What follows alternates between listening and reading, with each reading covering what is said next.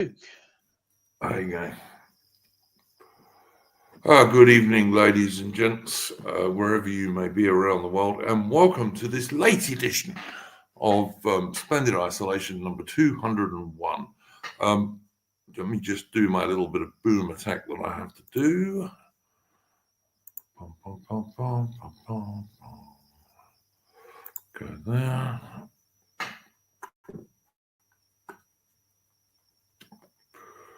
There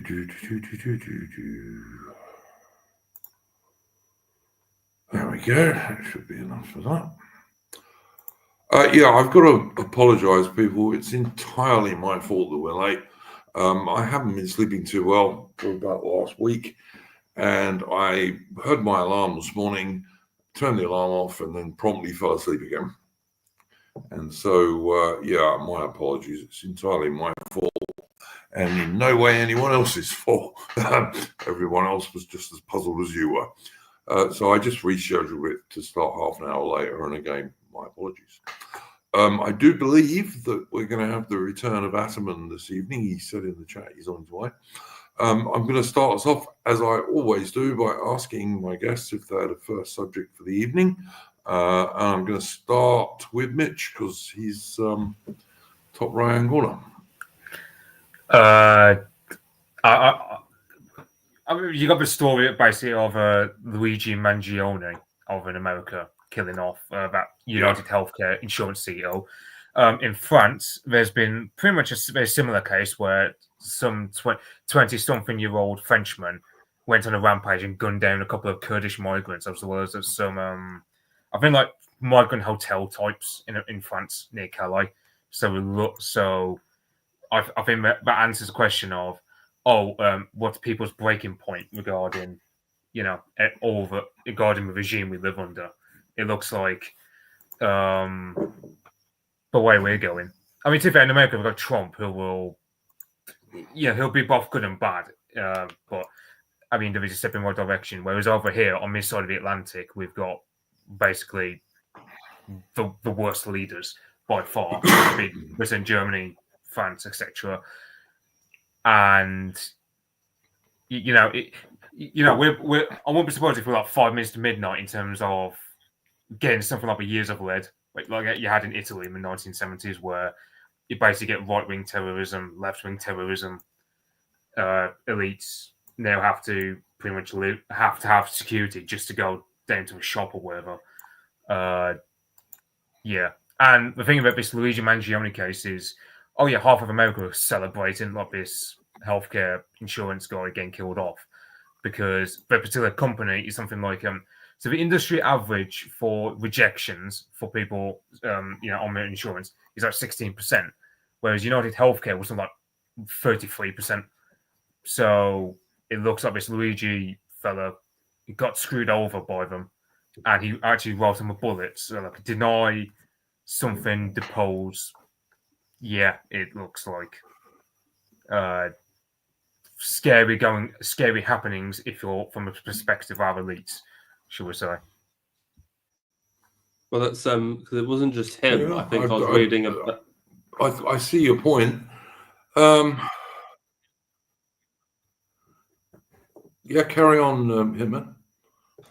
Sorry, I was just going to come in because from what I was reading, he had like a spinal condition, which is why they kind of he was kind of not happy about them screwing him over, because I think he was going to end up becoming like a paraplegic or something. But also I was reading that apparently his mother also had a very bad spinal condition, and from what I was reading, they kind of fucked her over as well in regards to insurance. So he's got quite a big axe to grind. Okay, so he had a reason for doing this. The thing that I found strange was that he's apparently enormously popular with women for some unknown reason. Till they find out he's only like 5'7".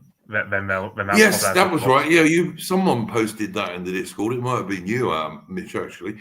I thought it was strange, nothing to do with whatever height he was, that women particularly like some dude who went and killed somebody. I mean, I suppose it's not that surprising, really.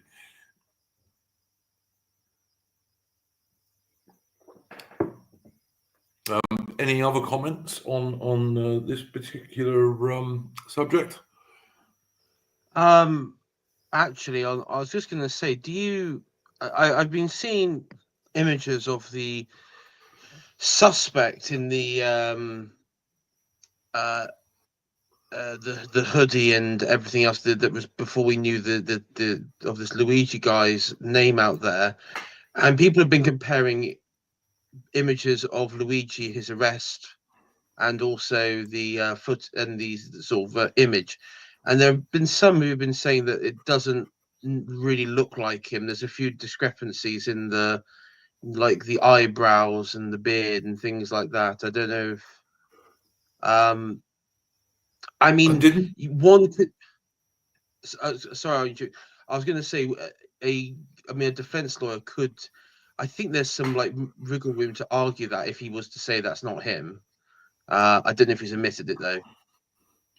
well, what I read, I don't know if it's true because I haven't paid great attention to it. But what I read was that one of the reasons he got caught is because he was flirting with somebody in a restaurant or something, and she remembered Yeah, him. yeah. Was it in a McDonald's? Yeah, it was at McDonald's. That's right, Artemis. And good evening, by the way. Evening. By the way, Aubrey in the chat is saying, Aubreyality in the chat is saying she knows a lot about this. And if it wasn't for the fact I didn't already have four guests, I would have invited you on, Aubreyality. But I've just got too many guests this evening. I'm sorry. And because we're late because of me, I just don't want to try and mess around with the stream too much. As you can probably hear, I am still drinking my first coffee and waking myself up. So yeah, any other comments on this? She is 100% right on that though, because there's a YouTube video people can look up that came out literally just in the last week or so by a guy called Phil Guyman, who was a pro cyclist who's American. He's from Los Angeles. And he's retired now. And he was doing some sort of fundraiser and he had a massive crash and he spent time in a hospital in New York. And he goes over, he ended up in like $250,000 of medical debt. And he goes into like how the debt was accrued and how it was done. And he basically was saying that a lot of people have this idea that the insurance companies like push up the price of healthcare, but like as he points out in that video, like actually the insurance companies pay, similar to car insurance companies here, pay sort of below retail rates. So the hospitals will sometimes try to pull all sorts of things where they used to, I think it's illegal now, but they used to do, I think it's called double billing, where they would try and make up the loss by billing the patient for what was outstanding. And yeah, all sorts, but usually the insurance companies aren't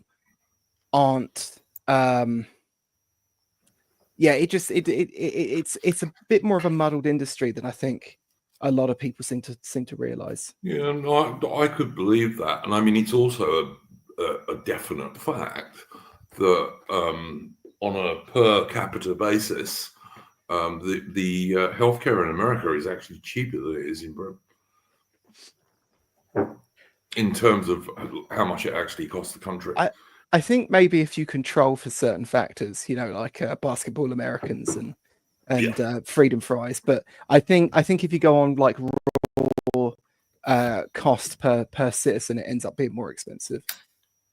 But there are like reasons for that. The other thing as well, of course, is that even though it might end up more expensive, Americans have much higher survival rates for all sorts of illnesses than what we do. Because and they don't have the waiting list that we have in Britain, for example.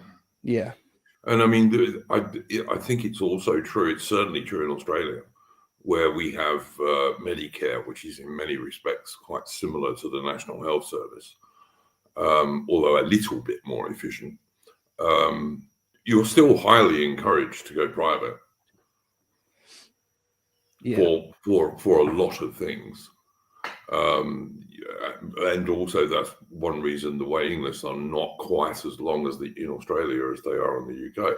It's because there's quite a lot of private healthcare here, even though everyone's already paying for Medicare. So, Yeah, the Australian system's a funny one, isn't it? Because don't you have to have like ambulance insurance and stuff like that? No, you don't have to, and it depends. Let's say Right. that it depends. The ambulance system in the state I live in, which is in Victoria, you can wait a very long time for an ambulance here, but you don't always. I had a heart attack in March. I think it was in March. And I got an ambulance within 15 minutes, which is probably just as well, or I wouldn't be doing this stream. But yeah, it does vary, and if you're in the sticks, you can have quite a long wait for an ambulance. Yeah, I mean here in the UK, I mean if I have a relative or someone that needs to go to the hospital, I never like call an ambulance for them. I just take them to the non-emergency ward, who always then want to get rid of them, and they can be seen so much quicker if you do that than if you actually call an ambulance and wait for one to come out. Yeah. Or even quicker than taking them to A&E as well. Yeah. I mean, when I had my heart attack, I ended up with 2 different paramedic vehicles here. And then they took me to my local hospital, and then from there, because they couldn't do the operation I needed, which was a triple heart bypass, they had to take me into the main hospital in Melbourne, which was like 45 minutes away. Yeah. So yeah, as Mr. Gently Benevolent says, you can get away without having private, but you can end up paying extra tax and so on. This is true. The Australian system, I would say, is a bit more complicated than the British system, but it is also a bit more efficient. It's not quite as inefficient as the NHS is. Yeah, but it also just seems to be a bit more efficient because it's incentivizing people to go private. That's probably got something to do with it, yeah. But I've had people, I don't know if this is true, Adam, but I've had friends who are still in Britain telling me that there is more of a push in Britain these days for people to go private, apart from anything else, to try and avoid some of the long waiting lists. Well, here it's a funny one because here, like, there's actually, if you're a shit lib, there's actually like a public shaming component to going private. You can actually, like, there was a thing a while ago where it was during the prime ministerial debates, I think, or whatever they were called, during the election time, and there was a whole thing where I think Keir Starmer said about how he would always go on the NHS or something, and there were like literally shit libs lining up on Twitter to say that like they could afford to do otherwise, but they would rather die on the NHS. Yeah, which is go and get private healthcare. That is such a typical shit lib thing to say. Yeah, but like on the other hand, like the act of putting up with the NHS is actually quite an incentive to go private. Like, I mean, I took my grandmother to A&E a while ago now, and it took her 18 hours to be seen. And I just remember sitting in there, sort of scowling the whole time, just thinking I will do whatever's necessary to get us the hell away from this system. Yeah. And I signed up with private health insurance like 2 weeks later. The other thing that's happening in Australia is that in Australia we have a thing called bulk billing when you go to your GP, which means you end up paying, I suppose, roughly about a quarter to a third of what the various drugs, etc., you're getting are going to cost. And fewer and fewer general practitioners are actually in the bulk billing system in Australia these days. Yeah. They just don't like using it. You can still find one if you live relatively close to a big city, but increasingly more difficult again, especially in rural areas, because your choices of doctor is more limited if you're in a rural area. Yeah. But yeah, I mean, there are pros and cons to every health service, but I'm a follower of Cost to the NHS on Twitter, on X, and that's a really excellent channel which will compare all sorts of things to how long it would pay the NHS bills, and like things like aircraft carriers are like a few days. It's about 2 days. Yes, it's insanity. Yeah, and it's like they've put a cap on medical school places for decades now. So now we have, and shitlibs will sit there and they'll say, oh, the NHS literally runs, it's propped up by foreign medical workers, and it's like, yeah, by government policy, by choice. But if you look at medical malpractice stats, those 25% of foreign doctors, just to take just doctors as an example, account for over half of all medical malpractice cases. If the NHS if all NHS doctors were domestically trained, we'd see malpractice cases cut in half. And that's just one example of the cost. Another one, Adam, is sexual assault cases. I believe that overwhelmingly they're foreign qualified doctors. Yeah. And then again, of course, the NHS wastes an enormous amount of money on admin. Why do they have an art department? The NHS doesn't need an art department. I'm sorry. And of course, we had the thing this week where they've had this conversation about cousin marriages. I'm not sure if that's something you wanted to bring up, but and you've had the NHS Trust for Bradford coming out and claiming that, under the same study, white women having children on or after the age of 34 is at just as much risk. And it's like, I mean, there's definitely arguments to be made that there's an increased risk, but it's like, I don't even think the Bradford study that they're pretending to quote actually mentions race. So it never does. No, they never mention race or ethnicity. Yeah, because if they did, you would just find a whole bunch of mentally and physically retarded Pakistanis in Bradford. Yeah, I mean that's what it would show in the stats. I've got to be honest. I agreed with Morgoth on this issue, who said, "Well, in terms of cousin marriage, he said, well, I'm quite happy for them to do that." Yeah, I mean, there is like a eugenic biological component to it that if they sort of inbreed themselves out of the gene pool and out of existence, I mean it's not a bad thing, Yeah, exactly. That's my view. I not only did I agree with Morgoth on that, and I retweeted him. Somebody else was asking the same question, and I said that in their comments. I said, if they want to marry their cousins, let them marry their cousins. I mean, we don't have to do it. Yeah.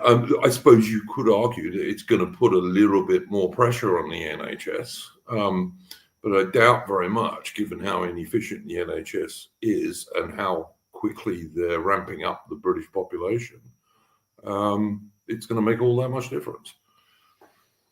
Yeah, and it's like there's this funny sort of duality to the British state now, where you have to sort of walk around this topic with eggshells and say, oh well, there's inbreeding and cousin marriages, and every newspaper is showing, every time they mention it, is showing pictures of like white people getting married. And then the largely majority Pakistani board for the NHS Trust in Bradford has to come out and say, oh, but it's actually the white women, and actually there's no harm from cousin marriages at all, to anyone. And you're like, from who to who? Like, there's this sort of like weird sort of double-sided dog whistle going on. Yep. Yeah, it's very confusing. It's really funny because I've also seen these anti-white shitlibs trying to, I guess, dig around in English and British history for mass examples of the population engaging in, cousin marriage, and there's really no content there. There's not even among our monarchs. There isn't like great deal of content of cousin marriage, not like the or close kin marriage, not like you see on the continent. Isn't it AI? Isn't it mainly like first cousins when they're talking about this? Is what they're talking about is fairly risky genetically. Yeah, so this is first cousins. Yeah. It's not like second cousins twice removed and this kind of thing, which is legal in any case. Yeah, it's like they're trying to say that Victoria and Albert were first cousins when they were married. Therefore, we can't criticize Muslims for doing it, and so very dishonest behavior. Like it's mainly like Otto English and that kind of crowd. Yeah, and all Yeah. coming from people that do criticize the royal family for this all the time. Yeah, but won't pretty criticize much. it when it's brown people. Yeah, but I mean, it's like as we were saying just a minute ago. These same people, if the royal family go private, which of course they do, is that not saving the NHS money? Mhm. And I mean, other rich people who go private. If you go private, you're not putting more pressure on, in air quotes, our NHS. Yes, but Iron Duke, you have to show fealty to the national religion. You have to die on the NHS. It's the only moral thing to do. Yeah, because it's replaced the Church of England. Yeah. Pretty much. There was that back during the leadership debates, during the election cycle, you had, what was it, Farage made like a really quite milquetoast criticism of the NHS, and you had the Green Party lady that was like, he doesn't believe in our NHS. Oh, Steve. Oh my Steve, god! Stephen Flynn. And Oh yeah, essentially. yeah. Burn the witch! Burn the witch! Could you, What the thing is, funny Could because you- he's a Scottish nationalist, and it's like, really, it's our NHS now. I thought you were Scottish nationalist. Shouldn't it be the Scottish NHS you should be proud of? If Scotland is independent, it's no longer our NHS now, is it? Yeah. I don't know. I just think, yes, the British public are heavily wedded to the NHS, but there are many efficiencies one could create in the NHS, and there are many things that people could do, as you guys were saying earlier, in terms of training British-born NHS staff rather than importing people from the third world. So, I going back to, I think we said this on the previous week when I was talking about the NHS, and I do think there is a big psychological problem in this country, and it's sort of corrupted the masses and the people, and it sort of stands hand in hand with the NHS, and this is the total fear of death and the total rejection of the concept of death. And if you reject death, you're rejecting a key fact of reality in life. And so in many ways, the British public have to die, if that makes sense. So I know that sounds a bit of an odd thing to say, but well, you'll be able to, surely, if the British House of Commons gets its way and the assisted dying bill goes through. You'll probably have letters about your Granny Frida, and the NHS will be saying, well, she's 85, she's had a good run, you should probably get her to do the assisted dying thing. You can just see that will happen in Britain. And the thing is, what's even worse, Iron Duke, is that Rachel Reeves was actually questioned over if it would cost people anything, and she refused to answer. So not only are they going to force us to kill ourselves, but we're going to have to bloody pay for the privilege of it. Yeah. And you notice the assisted dying ads that they put up were the only ads in recent times that were all just white people. What a surprise! Yeah, like there's like an award and a shaming system within the broadcasters, like Channel 4 and the likes, for advertisers on any platform, on any media platform, advertising in a non-diverse way. But suddenly all of that disappears. It was saying is apparently in Canada it's like written into law that you have to have some sort of diverse representation in advertising, and this was all just completely forgotten about for their made adverts. Yeah. Well, the same as in Ataman, in this country, it is the same. I think more with TV and film. If you want to make a film or a TV show in this country, you have to. It's not a choice. You have to have representation of like black people, brown people, and also like homosexuality. So hence why any current, recently, and future historical films or TV shows are just going to be complete shite, because Yeah. you just cannot physically make a accurate historical TV show, film / drama or whatever in Britain today. You just cannot make it. It's Well, impossible. and yeah, anything that's going to be set prior to 1948, say, they just won't be able to do, because prior to 1948, Britain was like 99 point something percent white. Yeah, it's like that Blitz thing, which it's kind of well, number one, it subverts the I guess you could say a big part of the Blitz spirits and Boom and Truth and everything with that came with that, but it also like it's also like just robbing the memories of those people that went through it, and I guess you could say um it sort of turned it into.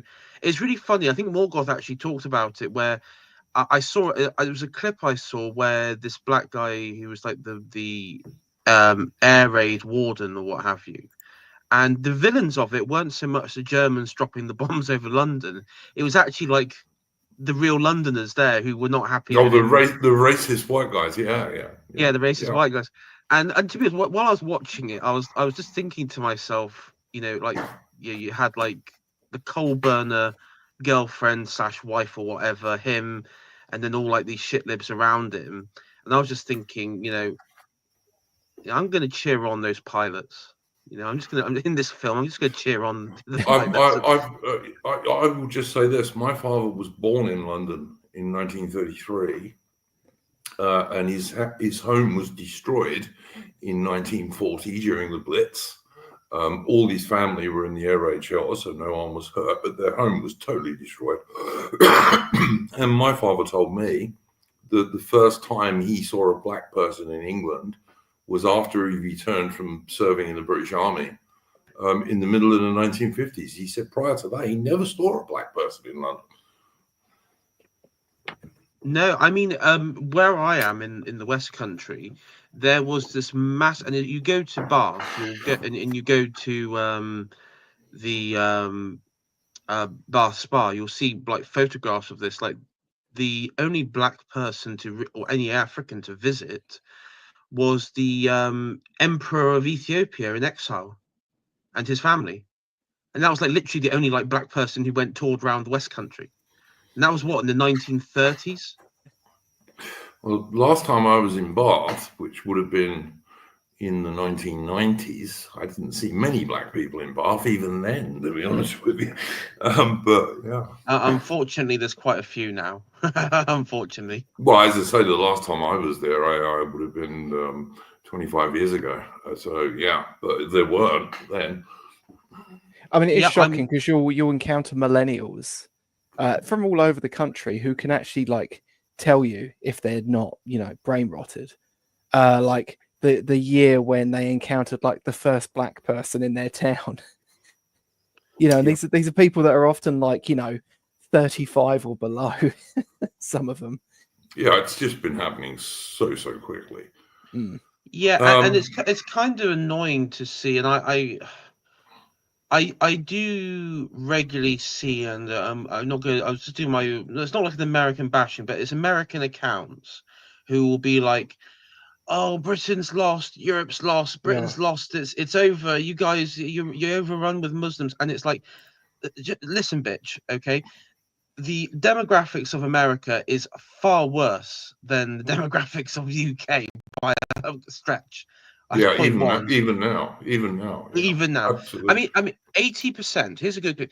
80% of non-whites in this country live within London, Birmingham, and Manchester. So it's not like they are like dramatically all over the place, but no. It's usually in ethnic enclaves, like in cities, right? So it can turn around it very easily. I also think there's again I regularly see, and this is something that it's so 2010s argument of, well, the Australians and the Brits, they gave up their guns and look at their country now. And it's like, well, look at your country and you've got guns. And what the fuck are you doing with it? Yeah. What's his name? Endeavour, who's a friend of the channel and been on this channel quite frequently. He was making exactly that point on X last week. That having guns being much more readily available in America has not stopped the vast importation of people through the southern border, etc.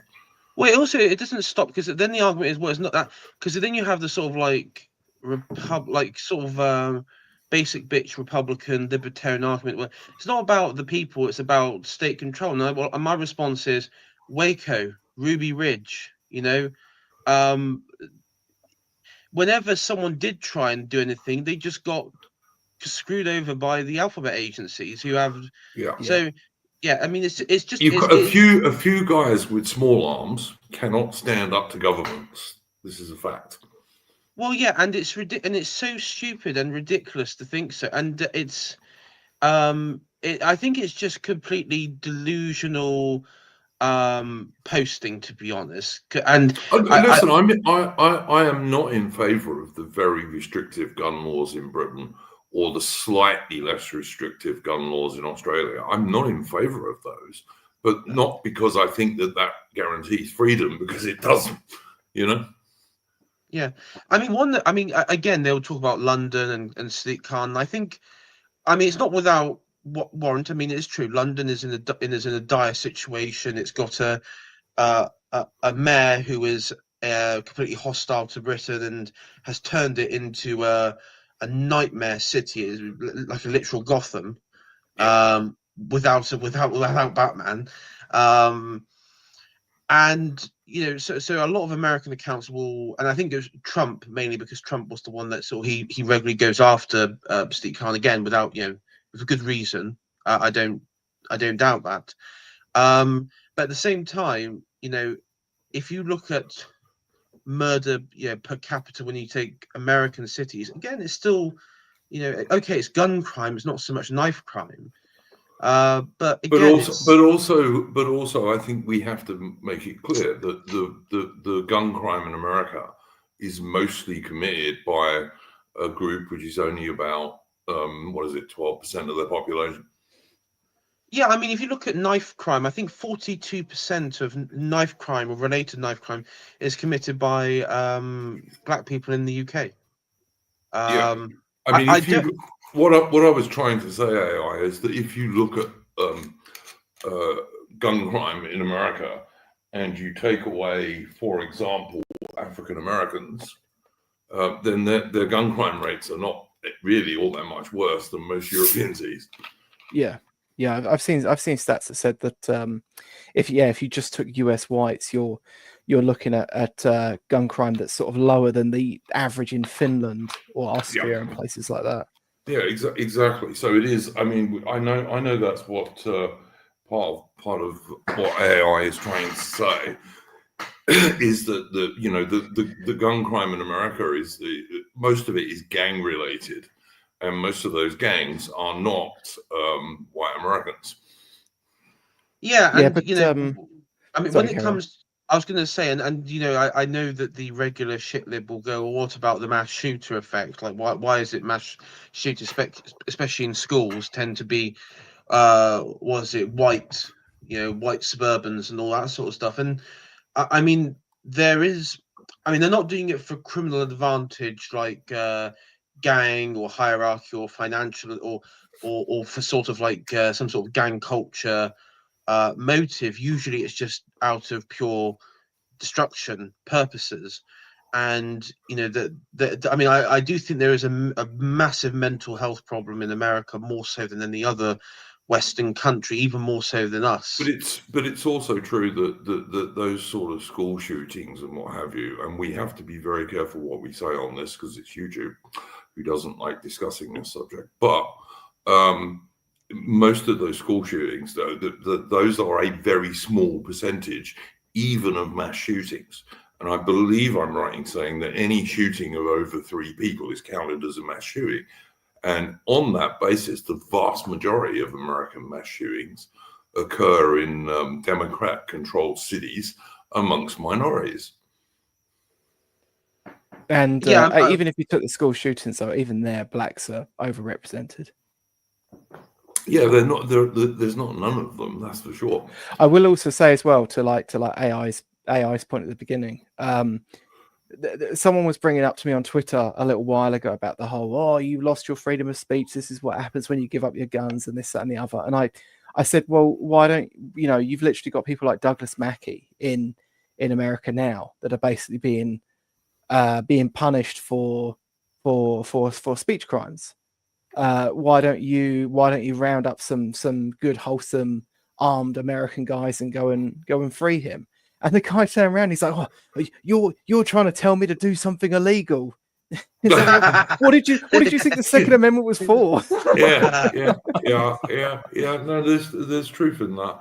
I mean, look, like the one advantage I think you get if you have a culture like they do in America in terms of guns is that if somebody breaks into your home in most places in America, not everywhere by any means, but in most places, and you shoot them, you are probably not going to get in trouble, particularly if you were in fear of your life or you were, say, a woman or something like that. Yeah, well, I mean, if you encounter a basketball American on the New York subway, you can take him out as there's a legal precedent for it now. This is legal advice. Yeah, I was very relieved about the Daniel Penny case. I have to say, I was very relieved when he got involved. I sent a DM. I was going to send a DM to a friend in New York. I just said no. When I visit New York, I'm just going to strangle someone. No, I won't say it. But I was watching an American lawyer who I follow on YouTube, who was saying that what New York was saying to people was, if you see a woman or a woman and children in trouble or something like that, do not help them. That's what prosecuting Daniel Penny was saying. Yeah. Just ignore anything that you see, because why are you going to put your freedom for years in jeopardy by helping people? I mean, the prosecutor, the people trying to take down what was his name? Daniel Perry? Penny. Daniel Penny, sorry. His name was. Daniel Penny. The usual Brooklynite suspects. Yeah, I mean, it is quite interesting because the mayor, who was a Democrat, and he's sort of been, from my understanding from Cringe Walker, he's sort of been betrayed by the New York Democrats. He's been checked under the bus. There's accusations of fraud, and there's some like sort of political scheming stuff. And this, I think his name's Eric Adams. He's the mayor of New York. And he's now sort of gone like MAGA adjacent. He started, he came out in support of Daniel, and he has been sort of saying base stuff. He said he'll work with the Trump administration to deport foreign nationals, and so he's that was like a last minute turn and support for Daniel. So because I originally thought, he's done for. He's going to get the Derek Chauvin treatment. By the way, that's one person who I hope Trump pardons, because that Me is too. I don't think he will. I don't think he will, but I wish he would. Yeah, quite true. Yeah, I mean, massive miscarriage. On the other hand, he has said that he's going to pardon at least some of the January 6 people, so that's good. Yeah, I hope they all get pardoned, yes, they all should actually. I mean, and maybe they should investigate the Black American federal cop who murdered that woman who was completely unarmed, but they weren't. Ashley Babbitt. Yeah. And she was murdered by a Black American cop, and she was totally unarmed, and had also served in the American Armed Forces. I was going to say she was. Wasn't she still active in the armed forces at that time? I don't know. She might have been in the reserves or something like that. But Something like that, yeah. The guy basically murdered her and got a commendation for it. Yeah. Yeah. Well, actually, there was. I remember during the election campaign, Iron Duke, that cop was with Robert De Niro in New York, and it was when like they were and he was this when De Niro was protesting a Trump rally, and De Niro's an awful lefty bastard, but yeah. Yeah, and you had like some Italian American like grandpa come out and was calling him a mook and was calling mook and he was calling him and he was like calling him a cocksucker and like all like the Goodfellas sort of tropes that went with it. Yeah. It was really awesome to see. And I'm sad because I mean I do like I will admit I do like Taxi Driver, but oh look, he's been in a few good films, but that he's an adult pretender, and the characters he plays have nothing to do with his own character, which seems to be largely lacking. But I mean the sort of slightly racist and psychotic Taxi Driver character is a million times more interesting and better than Robert De Niro, Democrat Party shill. Yeah. I actually do wonder, and this is something that I have always wondered, because I've noticed that there are a few actors, people like I think George Clooney, Robert De Niro, Lady Gaga, Katy Perry. There's lots of them. There's lots of these Hollywood elites who are complete liberal lefties here. But see, there's like a core few. I think like particularly those ones I mentioned. They're not just like, oh, they come out on social media and say we're supporting the Democrats. They actually go like balls deep in like investing time, money, and energy into the Democrat There's a lot. It's a very small minority of the acting profession in America that are right wing. Very small minority. Yeah, and I'm sure that's also true in Britain. I mean, look at the lovies at the BBC. They're the people who work for the BBC. They're all lefties. Yeah, and they also, I mean, they do. I wouldn't say like cancel culture in the way that like fuckheads like Constant Kissin or those sorts of people would say it, but they do. If you if you're a comedian or if you're someone who is in that or an actor, and you signal that you're not like part of that you have some sort of outside the liberal democratic purview, you'll be prevented from really achieving anything. The BBC is very good at like stopping sort of halting careers going any further. Except when they're involved as kiddie fiddlers, in which case they don't want to lose them. Well, true. If you're a newsreader or somebody like that, and you're involved with some sort of child pornography case or something like that, BBC will try and hang on to you as much as they can. Funny that. Someone think of the pedos, the poor pedos. Yes, indeed. Mitch, we wandered all over the place on that topic, and we went 43 minutes on it. Did you have anything else you wanted to say on that before we move on to the next topic? I don't really have much to say. I mean, in terms of actors, the closest thing you've got to celebrities being on assholes is not Winston Marshall, and even when he had to leave Mumford and Sons in order to start his podcast, for example. You do get a few in America and Britain who are more based, but they are very much the minority. Yeah, it's mainly the older chaps like you got Morrissey and Michael Caine. Yep. Who are. Yep, no, that's right. It's a minority. I mean, back in the day, Sean Connery was relatively a base guy, but this is it's very much a minority these days. Yeah, you're not going to expect the younger ones to be our way.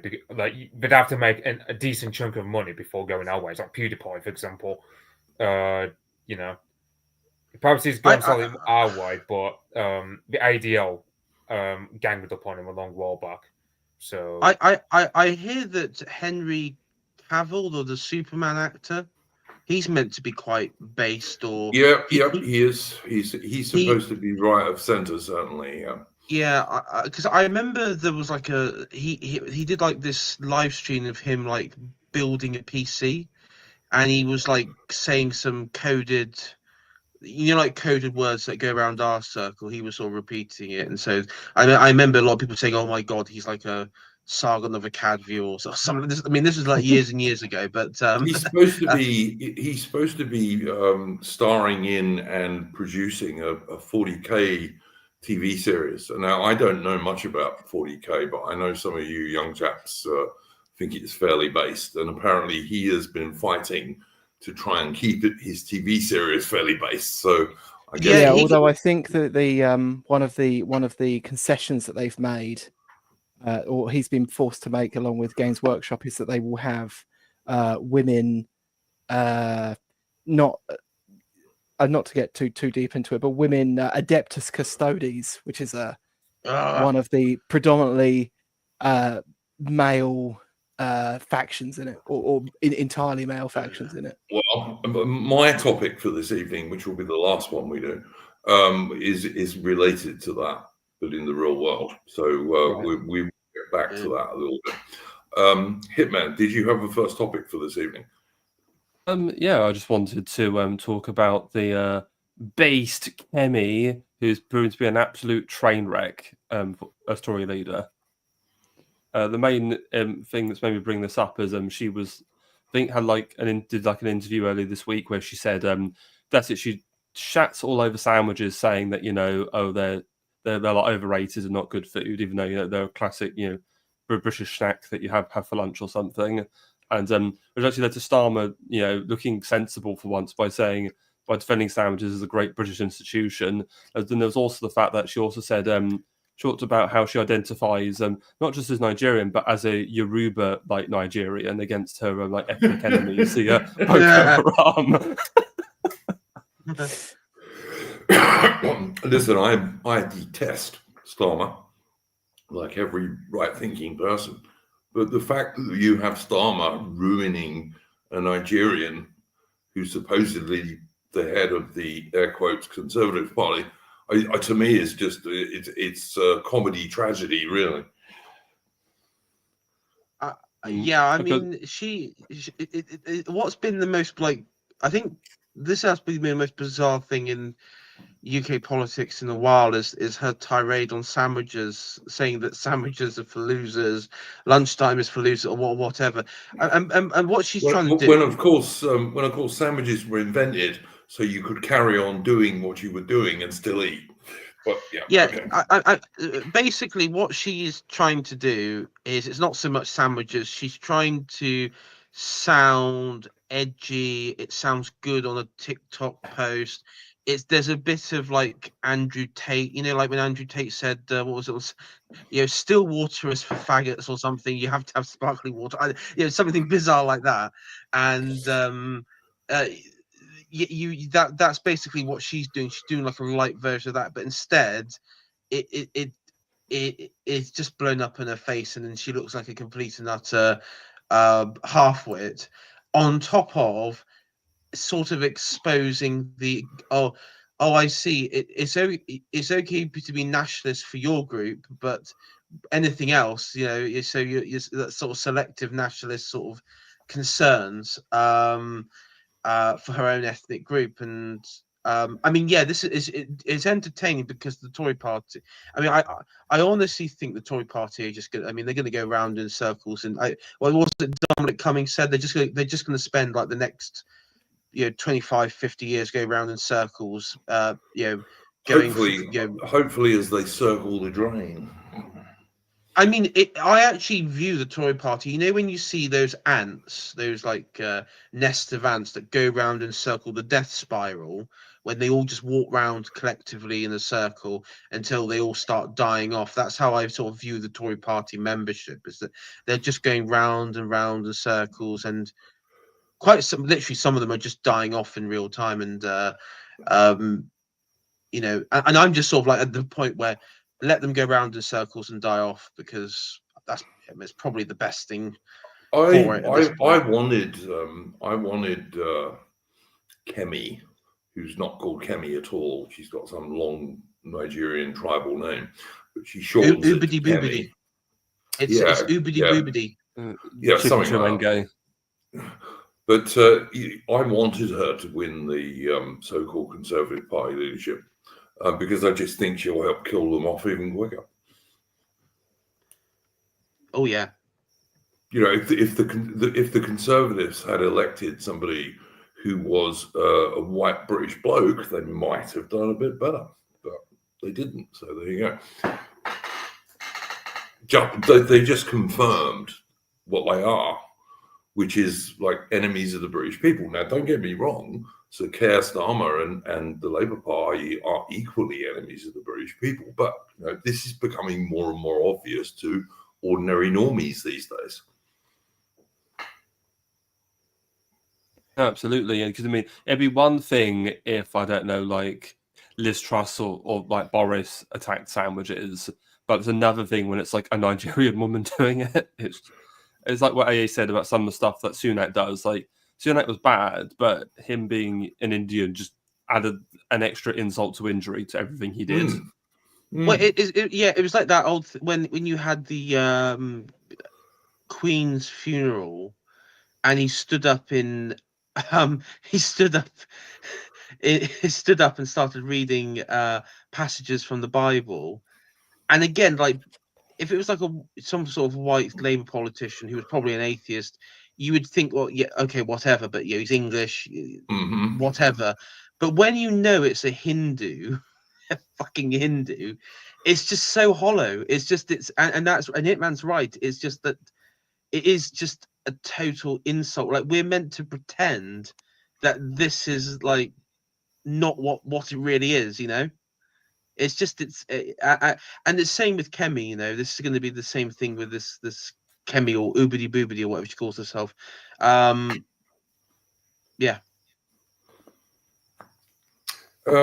Anybody, anything else to say on this subject Olu, around Kemi, Bad, Badenoch? Enoch. Fulgrim in chat said best sandwich. He says he's thinking of a ploughman's. I do like a good ploughman's. Yeah, But Ploughman's Aubrey are said nice. BLT. I think I've got to go with that one. Yeah, BLT is pretty good. BLT is nice. Yeah, I like BLT. I mean, I eat sandwiches quite frequently, but that's only because being a single chap at the moment, I can't always be asked to cook. Yeah. You see now crab sandwiches. That's good. Yeah. That's some good stuff.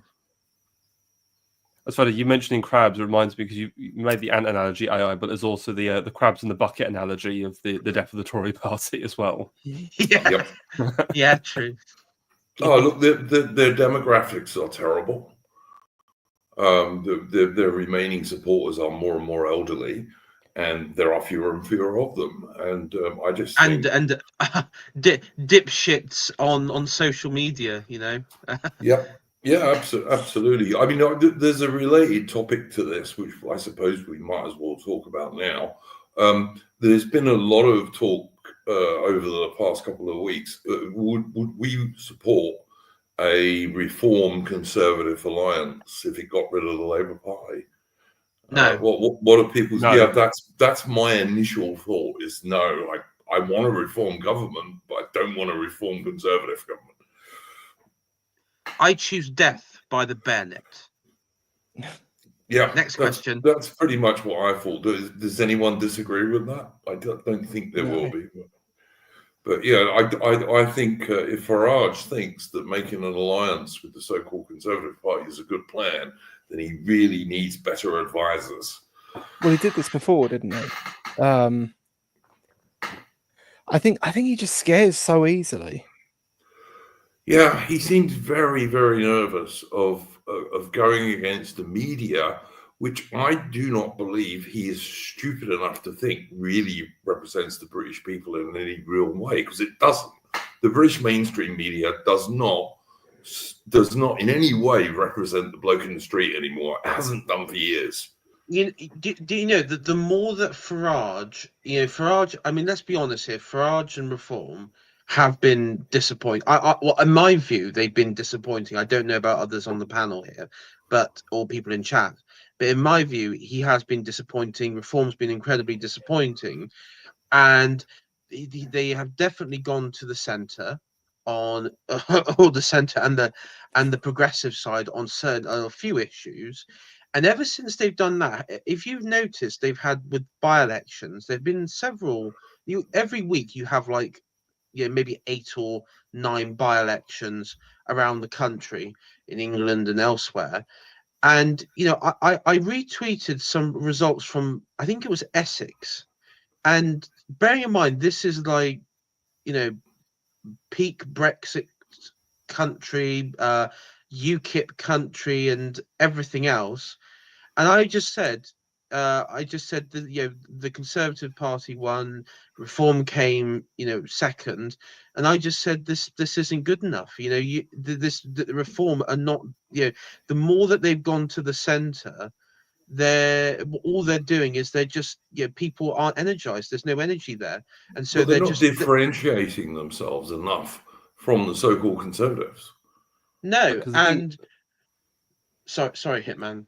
Yeah, because in terms of these by-election gains, so just so we're clear, these are like council elections. These aren't like MPs in Parliament. Yeah, these are council elections. Yeah, because all of their gains have been off of Labour. They've flipped loads of seats from Red to Reform, but they've not won any of the Tories, as far as I can see.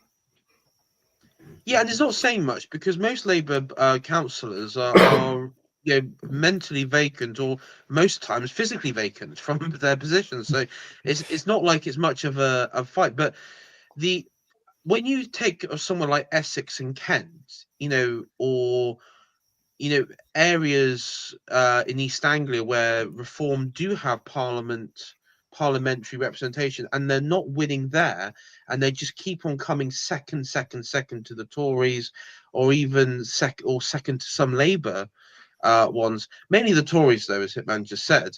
They are not doing they're just not doing anything right. And Worcester Club in the chat there saying my analysis is terrible here. Then it's not. They should be killing it. You've got a Nigerian fucking condemning sandwiches. I mean, Worcester Club, you might want to, okay, tell you what, have your 35%. If you think that's great, good for you. I hope you're happy with your 35%. You can take it to the bank and do what you want with it. But at the end of the day, they need to do better than that to form the government. They do.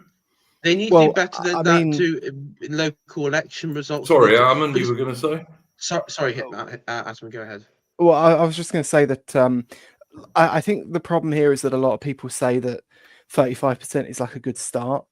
But one of the things you see, especially if you look at sort of up and coming parties on the continent, like dissident parties on the continent, there's a point at which you can capture the energy. And if you miss it, you just kind of flounder on the sidelines for potentially indefinitely. Was actually, sorry, can I just because the Worcester Club are in chat here. I'm not talking out my arse, you fucking half-wits, because Nigel Farage isn't. Guys, hold on. I'm going to answer these fucking cunts in chat now. Hold on. AI, can, but can I just, before you do, can I just say, I've got friends who are in the Worcester Club, and you obviously, hang on, and you AI are also a friend, so I would ask Worcester Club in the chat and you AI to let's play the white man, okay?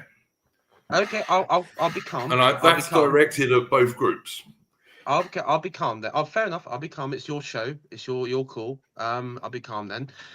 I would say that you can't legitimately say that Farage is a standing start. He's not a politically unknown, and let's be honest, this is the Nigel Farage party. They should be doing better. 35% isn't good enough. Getting second place in council by-elections in Essex isn't good enough. It's not good enough. Totally This agree. isn't a Yeah, this you're isn't a right rant. on this, AI. You're right. The Essex is full of where the Essex is full of Cockneys, basically. They should be doing well there. Yeah, I so don't think Farage is doing enough to show that Reform are a totally different deal to the so-called Conservative Party. In that, I think you're right, AI. I do. Reform is the Nigel Farage party, and people who vote for Reform are voting for the image and the words of Farage. And I As know was the case with UKIP as well back in the day. as was the case with UKIP. Yes. I think you could also arguably say the same for the BNP under Nick Griffin, because there was a bit of a cult of personality around that. It didn't go anywhere, but well, I mean, it was part of the death of that party as well, because as soon as he started to make some horrific decisions, like no one could envisage the party going in any other direction than under Griffin. There's also, I mean, in terms of Farage, there's one Reform MP who I think is doing pretty well. I can't remember his name now, but I follow him on Twitter, and he is pretty constantly coming up with pretty based comments.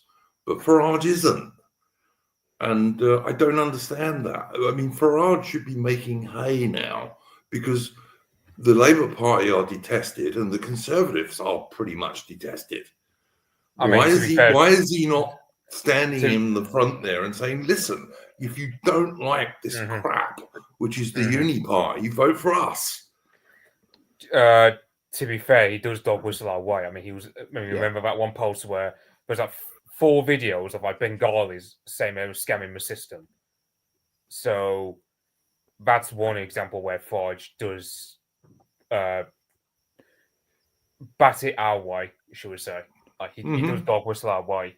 The thing about Farage is, there's a division of Labour. You got Rupert Lowe, who does the God's work in terms of pressure. Yeah, he's a good guy. I like him very much. Yeah. Yeah. Then you got Richard Tice, who, because he's an SW1 type of creature, he does all the interviews. Farage is, of course, a front man. He has to. He's the kind of guy who goes on a charm to get certain sympathetic factions of the Tories to come over to his side. Now, that has varying success. I mean, you got someone like Andrew Jenkins, who I don't really know much about. Tim Montgomery, who the other day was crying his tears about, Alan Kurdi and wanting more Syrians over here. So I really don't know what to make of that guy at the moment. But then you've also got, let's say for argument's sake, Farage were to get generic and swallow Braverman on side. Yeah, we can have our criticisms of them because basically their entire gist is, we failed, please elect us. But the fact is, if you take that wing of the Tory party, then it's literally just because that's the thing. At the end of the day, for an insurgent party like Reform, you have to poach some sympathetic factions of the pre-existing party that you're trying to replace. Mitch, it's interesting you bring up Suella Braverman because I don't know if you guys know, but her husband's actually joined Reform. Yeah, I saw that. Yeah, because he joined Twitter like this month, and all the Reform guys were like sharing his account, so he's got like 15k followers now. Yeah, it's like you got Rupert Lowe, so he does the God's work on pressuring the government. Lee Anderson seems to be he does also the same, but in a different way. And he's got like that working class voice in it, so he's kind of like Reform's. He's like Reform's bruiser, basically. Yeah. Then you've got who else? Oh, you have James McMurdoch, who you don't really notice because, to be fair, he's just learning the ropes. I suppose in a few years' time he'll have his own role, but at the moment he's just like he just keeps quiet and he just learns how things go along. So perhaps in a few years' time he'll be, I don't know, he'll be the guy to tether because to be fair, there is an argument to be had for Farage. There are times where he flicks too much into his boomerisms and doesn't. But then he's also got a million followers on TikTok at this point. So perhaps in the next election, I just think Farage has got to be a little bit less afraid of the mainstream media in Britain, who are useless and who are always going to be his enemies no matter what he says. To be fair, what's the point of us giving advice about it when you see when you got Reform polling like 25%? Again, like they're second place to the Conservative Party. So it's like, so to be fair, like it's all us saying our own piece. It's like, but at the end of the day, it looks like what Farage is currently doing is paying dividends. So from what it looks like, yeah, it looks like at the moment the stars are aligning more towards a Farage government because Badenoch is a complete disaster. I don't see the Tories getting rid of her because they've actually changed the rules to make it more difficult. Yes, they have. Absolutely, they have. Yeah. So I think they're still going to happen like a few years' time. The Conservatives have nailed their colours to the mast with a black Nigerian leader, a black woman Nigerian leader. They've nailed their colours to the mast. They couldn't have done so more clearly. If you're going to vote so-called Conservative Party, you are not in favour of stopping the destruction of Britain. Yeah, this is the main problem with the you see the Tory. I mean, I think Tomlinson, like I said, they were reanimating. No, the problem is, for the current time being, the Tories are seen as a default opposition to Labour. This is where reform, especially with local elections coming up in May, as well as any by-elections that happen, like that Mike Amesbury and other stuff like that, that's where reform have to really win big to be seen as a real opposition to Labour. Because if the Tories win, then it puts wins behind Kemi Badenoch's sales. So that's where reform have to focus more. Like the council by-elections, yeah, the average turnout for them is like 16%. Yeah, so, I was just going to say that to that extent, there was the club in the chat was correct. The voting in council elections is generally not the same as it is in Westminster elections. And is a much smaller turnout. I mean, I would push back on that and say that it does project trends. Like if there's a gain percentage by Conservative or Labour, you could sort of see, or like on a national thing, there is like it can play it, and usually does play out in other elections as well. I mean, if you of course remember the BNP, but back in the day, their sort of like target areas that they I think was it Dagenham was one. I remember Dagenham and Barking was one of their like strong areas in and around London, and then of course full of ex-Cockneys who were pushed out of London. Yeah, absolutely true. Yeah, it was very strong. I think they actually were the largest party at one point in one of the local elections. Though don't quote me on that. I remember they won a lot of seats at one point from Labour.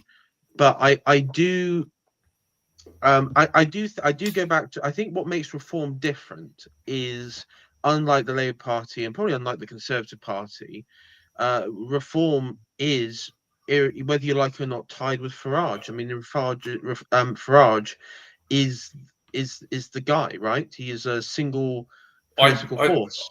I can see at the Jabka in the chat keeps saying reform's dead, Farage's containment and all this kind of stuff.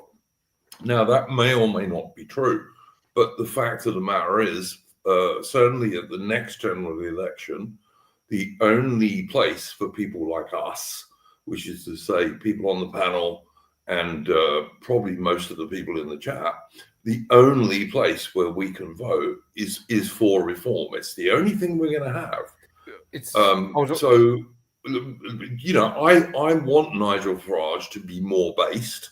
I want him to be a bit louder in his pro-British stuff, although, as Mitch correctly said, Farage actually dog whistles in our direction more often than the people might believe.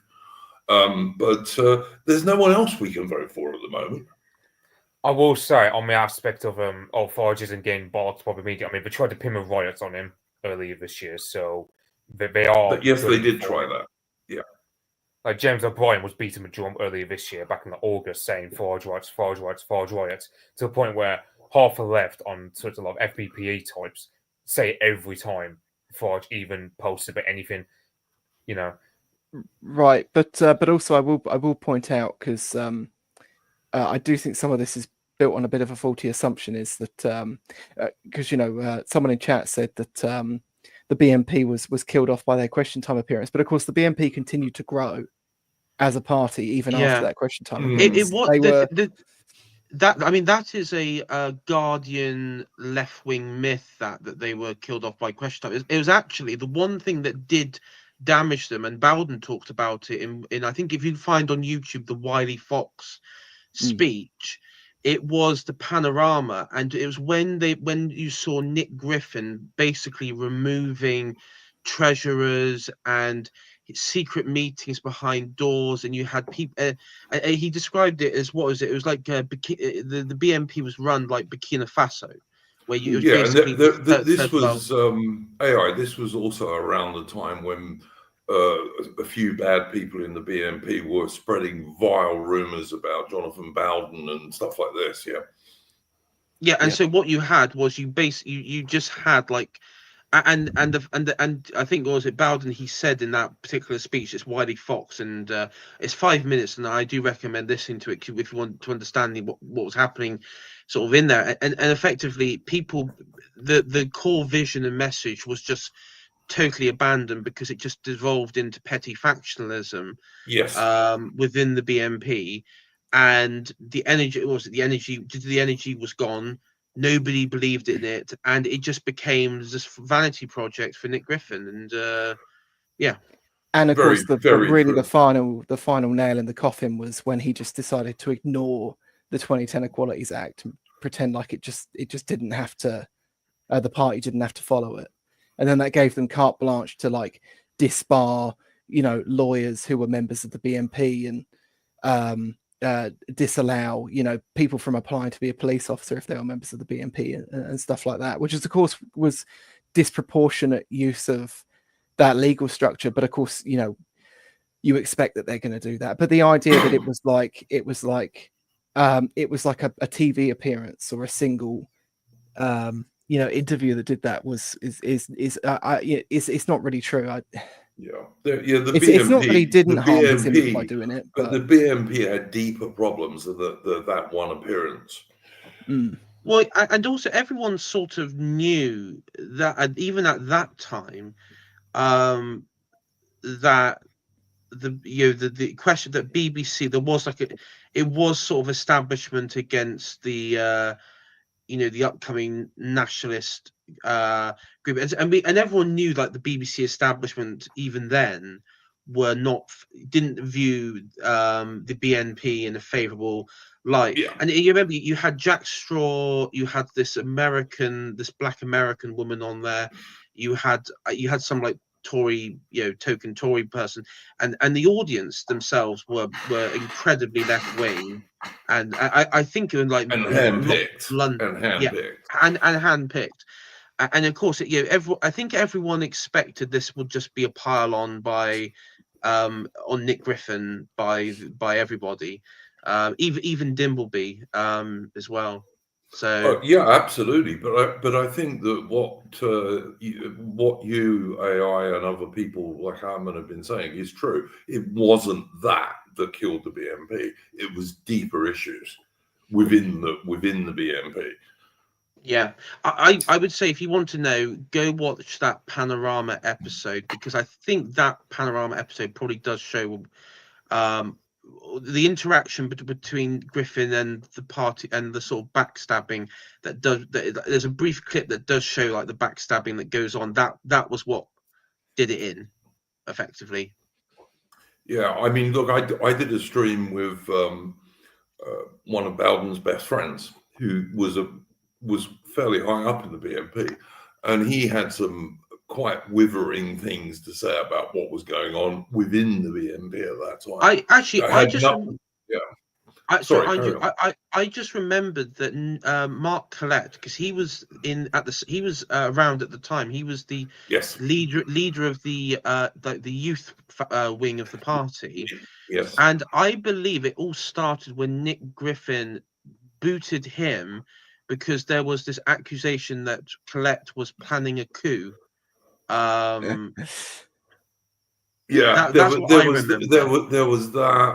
was some scandal about Colette and someone else having underage girls in their hotel rooms. There was all sorts of things going on at that time, which were more serious in destroying the BNP than And if you that remember, question time thing. Yeah, and also you had that Russell Brand show where he spent like he went and like moved in with Colette for like a couple days. I know. Do you remember that? I know. Yes. Colette got conned at least twice by mainstream media people. So I mean that is an example of the media actually using a good amount of soft power. Is when they essentially embarrass and mock someone. But when they get like Nick Griffin on Question Time and essentially shake their head and wag their finger at him, and they've tried this with Farage for years, and it kind of it goes off them like water off a duck's back, because the public doesn't really go in for that sort of thing. I also think they're not going to join in with the finger wagging against a character that's actually speaking about things that I mean they've wanted. And I think Farage is a bit more intelligent than Nick Griffin, I have to say. Yes. Yeah, I do, and he's got more political nous, you know. I do wonder what would have happened if Bowden was on Question Time instead of Griffin, like how that dynamic would have worked. That would have been the sensible thing for Griffin to do, but Griffin was too much of an I am to do that. You know? Do you think that would have been a good place for Bowden though? I kind of feel like it wouldn't have been. I think it would have either been really good or a disaster. But if it had been good, it would have been really good. Yeah, I think Bowden would be able to control the crowd better. I think he would have. And Bowden could think on his feet, which Nick Griffin couldn't do. Yeah. I think Bowden would basically he would mentally dominate like the token Labour and Tory on the panel, and I think the crowd, the audience, would have been captivated not so much by what he said, but the way he said it. I think it would have. He was an orator. He was one of the last orators. Absolutely, I agree with that. And I also think I think it would have propelled the BNP even further for the viewership. It would have.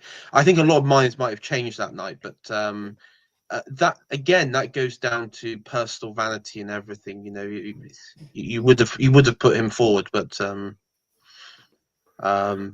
If it had been me, I certainly would have said to Jonathan Bowden, mate, this is totally up your street. You do this. You know, that's what I would have said. Yeah.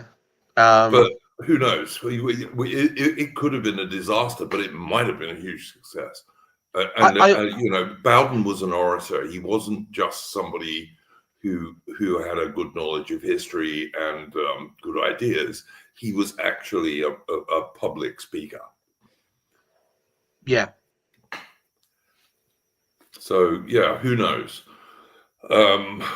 We've moved away a little bit from what we were talking about. Actually, I will need to head off because I've stayed longer than I planned on. But this is the weekend where I work, so I have to get up quite early in the morning. All right, mate. Did you have any final thoughts before you leave? No.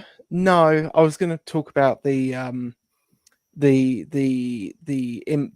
cousin marriage thing, and particularly the Bradley thing, but we've talked about that already. So nothing else for me. Welcome return to Splendid Isolation. I'm very glad to have you back on, man. Yes, I'll be back next week as well. Yeah, good. Next week's going to be our final show before we take a bit of a break for Christmas and the New Year, and you will be most welcome. So go on, man. Yep. See you later. See ya. Bye. Okay, so where are we? AI. Did you have a first topic for this evening?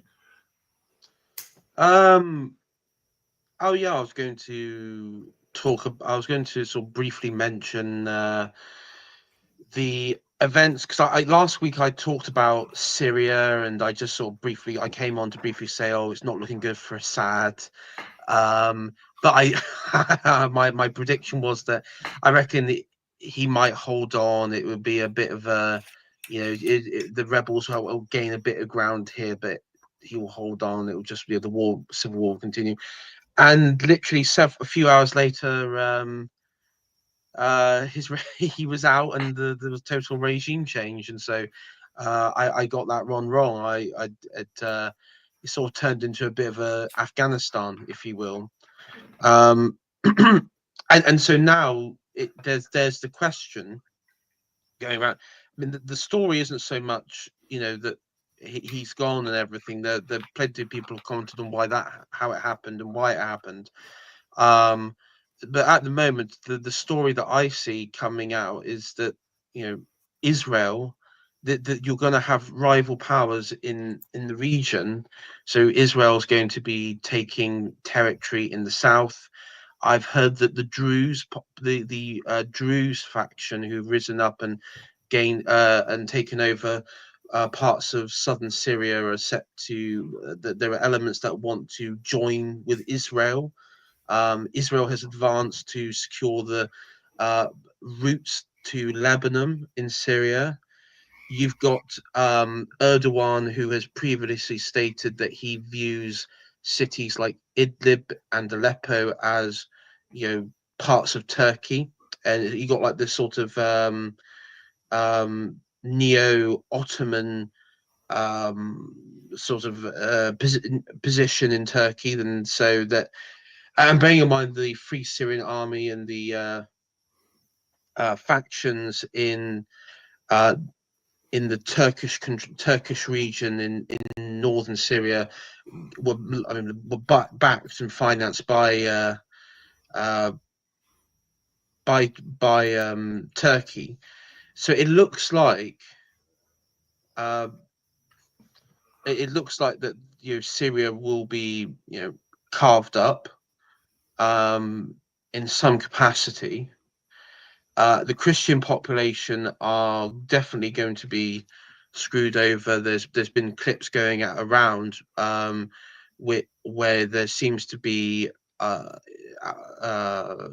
Sunni fundamentalists torturing and even killing and executing Christians, though I can't confirm those things, but that's the sort of thing that's going around, and let's be honest, it wouldn't surprise me.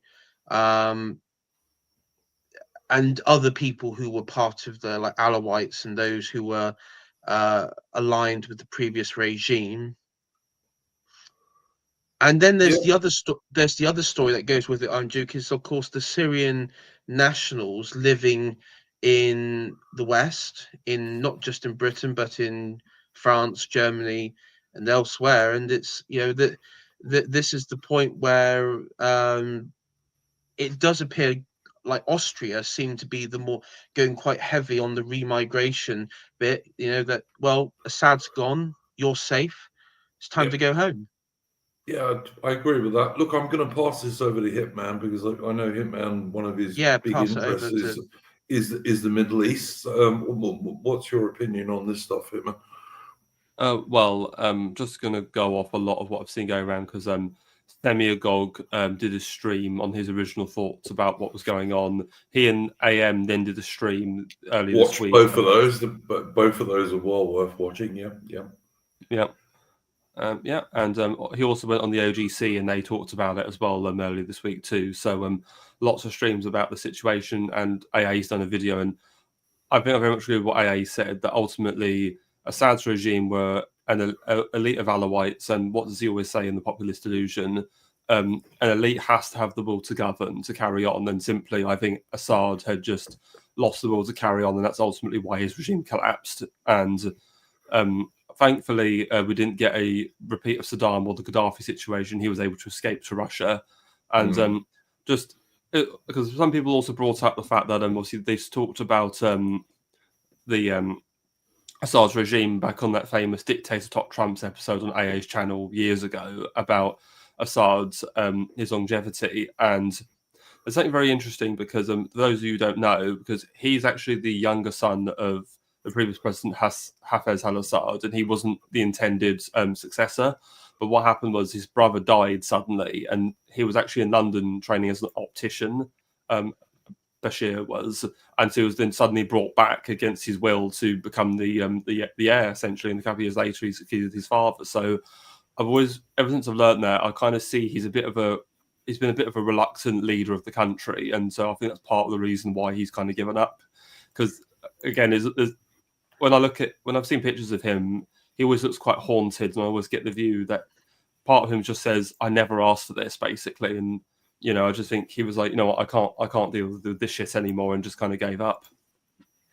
Yeah, so it's funny how Bashar al-Assad, there's an ophthalmologist, right? So Russia gets the actual Syrian doctor, and meanwhile, like it's funny where of all the refugees, possible, Russia's the one that actually gets a doctor. Yeah, that's a fair point. Yeah, like probably The other thing I would. occasion. Yeah, the other thing I would actually say is, well, we know for certain that one country got at least one genuine Syrian refugee.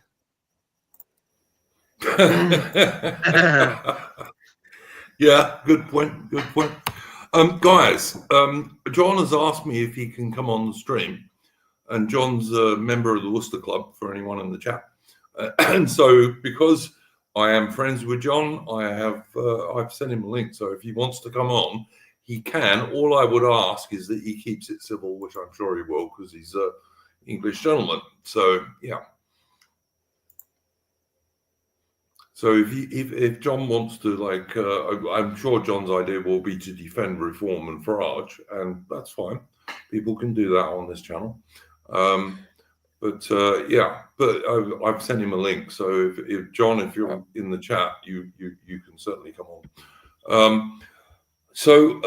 Yeah, look, I'm not going to say too much about this because I've spoken about it before. I think it's a disaster for the Middle Eastern Christians, who did get quite a lot of protection from the Assad regime. I think Syria is going to go the same sort of way as Lebanon, basically. Yeah, it's going to get divided up. Sorry, Mitch, carry on.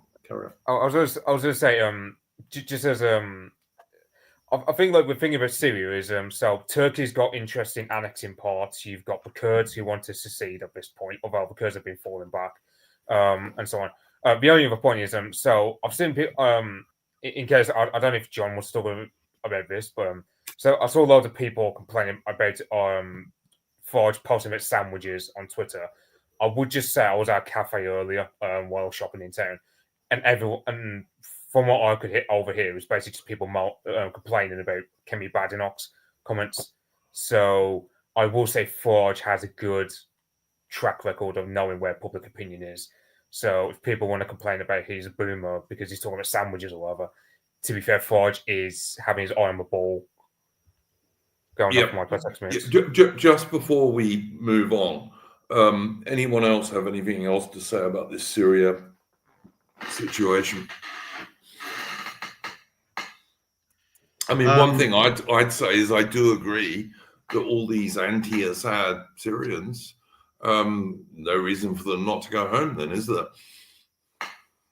Well, that was the justification for them to come and to be distributed around Europe. I think that was Angela Merkel's justification that they weren't safe in Syria, that they would be killed by Assad.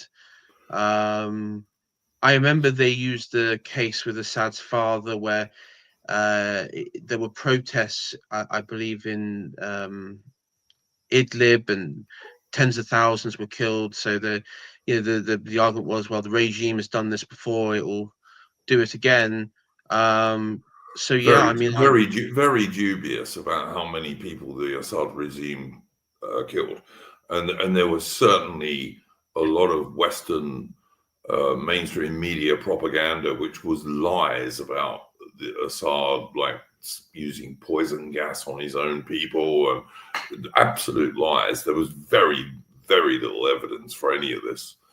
What I find interesting about the Syrian situation is it is entirely clear that people who absolutely were either in Al-Qaeda or supported Al-Qaeda totally, Britain and America are totally willing to fund those people now. The people who we are told did 9/11 in New York. we've come a full circle. We funded and supported them against the Soviet Union in Afghanistan. They then attack America. They become the new baddie in the early 2000s, and now they're somewhat they're the allies good again. guys again. Yeah, they're Yeah, somewhat good reformed. guys. Yeah, They're reformed. they are reform. They are the reform candidates in the Middle East. Oh, hang on. That's not what I was saying. What I'm saying is that these ex-Islamic militants are so supposedly reformed, which I don't believe for 1 second. But there we go. Well, they'll be able to execute people, but have spreadsheets this time. I guess I don't know. Yeah, they'll do it. They'll do it with a bureaucracy, which will make it acceptable. Yeah, I do look. It's a disaster for Syria. It's a disaster for most of the Syrian people, and it just, to me, it really highlights the hypocrisy of the West. It just does. The modern West is just so hypocritical. It's just ridiculous. Democracy. Yeah, right. Okay. But welcome, John. John's a friend of mine. He's been on this stream many times. I would just say to John and AI, keep it civil, please, gentlemen. We're Englishmen. We are not third world people. But apart from that, John, what was it? What points did you want to make? Please go for it. Well, I think actually you'd moved on at the point I asked to join, but it's all good. That's all right. You can go back a bit if you want to. By all means. I did pick a fight with AI. I did pick a fight on purpose because I was listening a couple of weeks ago, and he was on saying negative things about A, the Worcester Club, and B, factual inaccuracies around things like Ben Habib. So I wouldn't want your viewers to be misinformed. Oh, look, here's a fact. I'm a member of the Worcester Club on Discord, and I sometimes post there, including I post these streams there. Do I always agree with everything the Worcester Club says? No, of course not. But I don't always agree with anyone. I think that's perfectly reasonable. Do most people in the Worcester Club support most things I support? Probably. That's my view on it.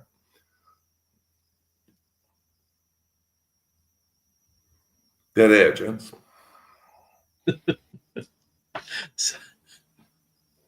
Cool. Look, I think it's perfectly reasonable for people who are right of centre, and I don't mean that in a bad way. I just mean people who are actually right of centre, so not so-called conservatives, because they're not. I think it's perfectly reasonable for us to have disagreements about policies and even personalities. I think that's perfectly reasonable. And I am not uncritical of Nigel Farage. On the other hand, I do recognise that Nigel Farage is the only person, and his party are the only party that anyone who's actually on the right will be able to vote for at the next general election. Yeah, that is just a fact. There's a number of things you've got to bear in mind, and you've talked about some of them. I mean, the media in this country can ruin your day. That should go without saying. We don't like them, of course, and we don't think they're up to much. But on a good day, with someone saying the wrong thing, that could be their career over. Raj is clever enough not to make that mistake. I think people should learn to read between the lines a bit more. You don't necessarily need to say the quiet part out loud. A lot of what he says can be understood by anyone who's willing to actually listen to what's said rather than just watch 5-second clips of Edgington online, which have been cut specifically to cause a stir, to create interest in an interview. Yeah, you do get a lot of that. That is true. It's really disappointing crab-like behaviour from people on the right, to be honest. It's almost like because they can't lead it, they don't want anyone to lead it. Oh, look, I do see these people who are so black-pilled. There's no voting our way out of this. The people who always will say, "Oh, Farage is containment," etc. If you accept that, then we're fucked. If you want to talk local election results, there were a number of local elections. It's true to say that the Reform didn't win many of them, but they won one of them with a very good result. Brand new candidate, never stood there before, 41.1%, highest in the ward, beating Labour, knocking 18% off their previous result, and Green knocking 16% off their previous result, and Conservatives knocking 10% off their previous result. Which are all There good. are wards that 35% is more than enough to get a local councillor. Local politics is very different as well, because you're not necessarily voting for, whoever happens to be. Well, you're not voting for whoever happens to be the PM, even though that's not how our system works anyway. There's a lot of, if you've been in local politics for a long time, you'll know there can be a lot of local name recognition for a person. So even if the party isn't particularly popular, if they've been seen to do a good job as an individual in the local area, then they'll still carry the vote. And so few people vote in local elections anyway. The ward in particular, where the Conservatives still won it bigly, I mean, they had their vote reduced from something like 70% down to 30. That's not so bad. Sorry, that's not bad. 69, 70% down to 45%, with Reform again as a brand new entrant, 35%. I think it's a very naive position to take if you think that the Conservative vote that still enabled them to be the second biggest party in Westminster in the last general election has just vanished overnight, even if we don't like anything that they're doing. They still have the second largest party by membership in the country. They have the second largest party in terms of MPs in Parliament. It's just naivety to think they're going to disappear overnight. I don't think they're going to disappear overnight, but I think what I hope is that the next general election will be their absolute death knell. That's what I hope. I hope so too. And again, Ben Gale in the chat, Lotus Eaters are correct about Farage. Lotus Eaters are absolutely wrong about Farage. Lotus Eaters are angry because they didn't get to ride on his coattails to a parliamentary position. That's all that happened there. Well, I'm not going to totally agree with that, because I was streaming last week with one of the people who Reform deselected.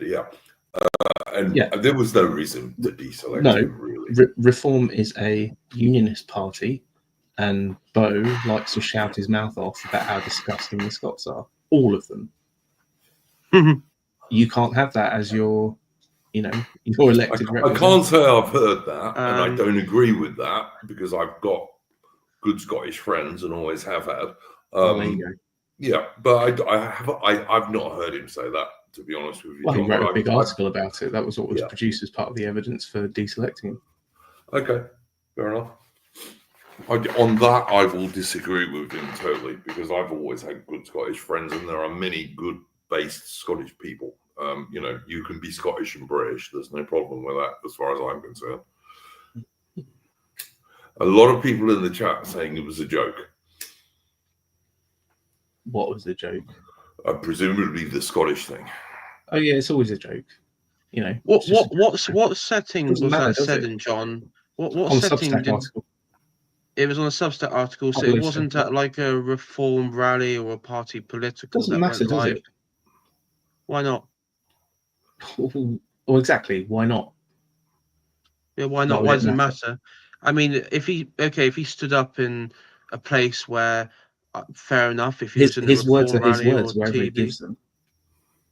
Oh, so words. Oh, okay. Yeah.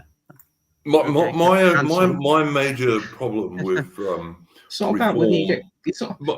Hang on, John.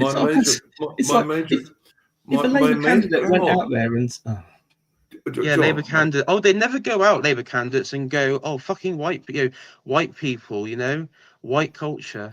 That stuff gets ignored. Of course it does. You're right. Yeah. Can I just say, my major problem with Reform and deselecting people like Bo and Dan was that they were doing so, as far as I could see, on the advice of Hope Not Hate, which is an anti-British, extreme left-wing NGO.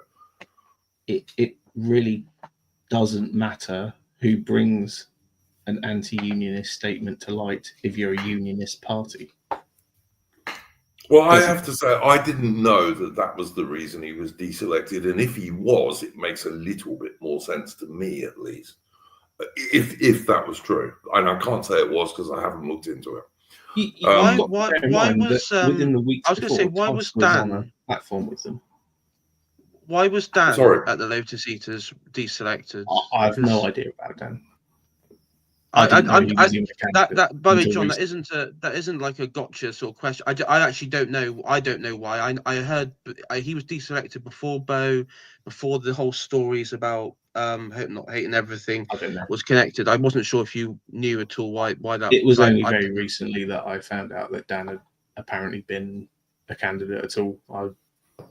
So I don't know the detail on that one. Happy to admit that. Fair enough. If you don't know, you don't know.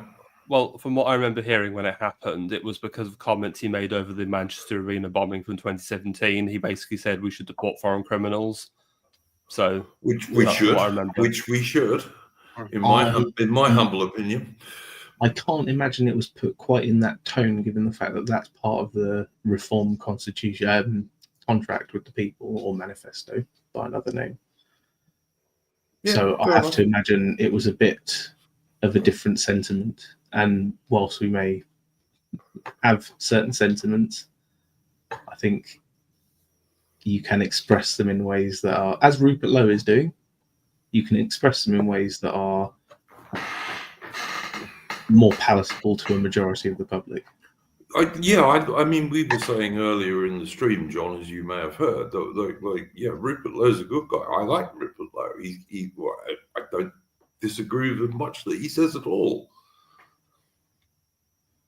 Yeah, I think Rupert Lowe is a great rising star within the party, and he will make a very comfortable transition into deputy or even leader within the next 5 to 10 years.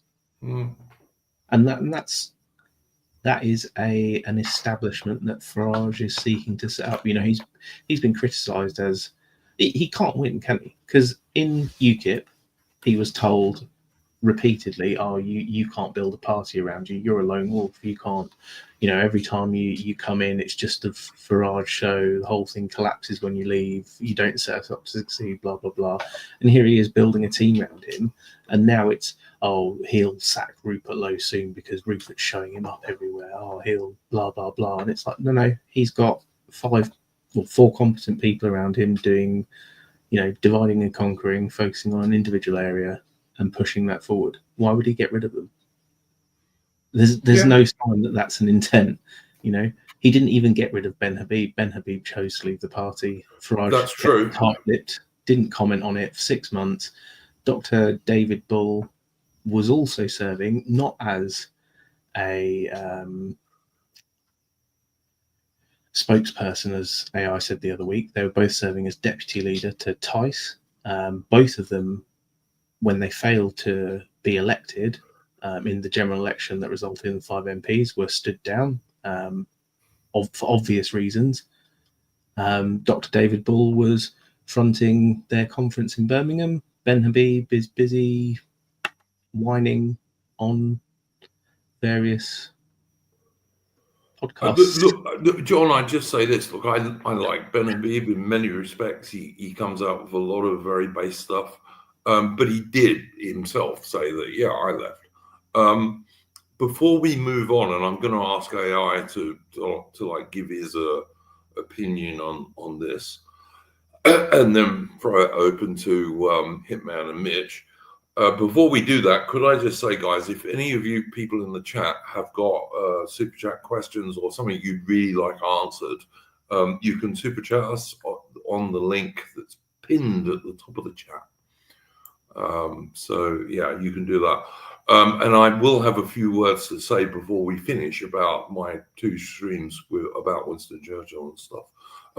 AI, what's your reply to what John's been saying? Like I say, I think it's perfectly reasonable for us guys to have disagreements, providing we do so in a gentlemanly manner. I appreciate I've been on my soapbox, so I will do my best to not answer unless I'm asked to answer. Just FYI. Well, I reiterate my point. I think I made earlier on this stream that I do think there is a cult of personality around Farage. I don't see it with Kemi. I don't see it with Keir Starmer. So that dynamic Keir in Starmer doesn't politics. have any personality. No, there isn't.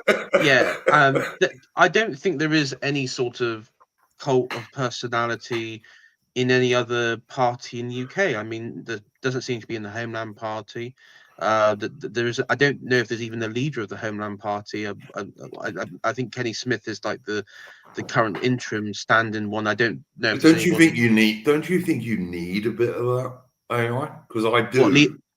What leadership? Like a leader Yeah, figure. yes, because I want not exactly a British Trump, because I don't think Trump's going to go far enough.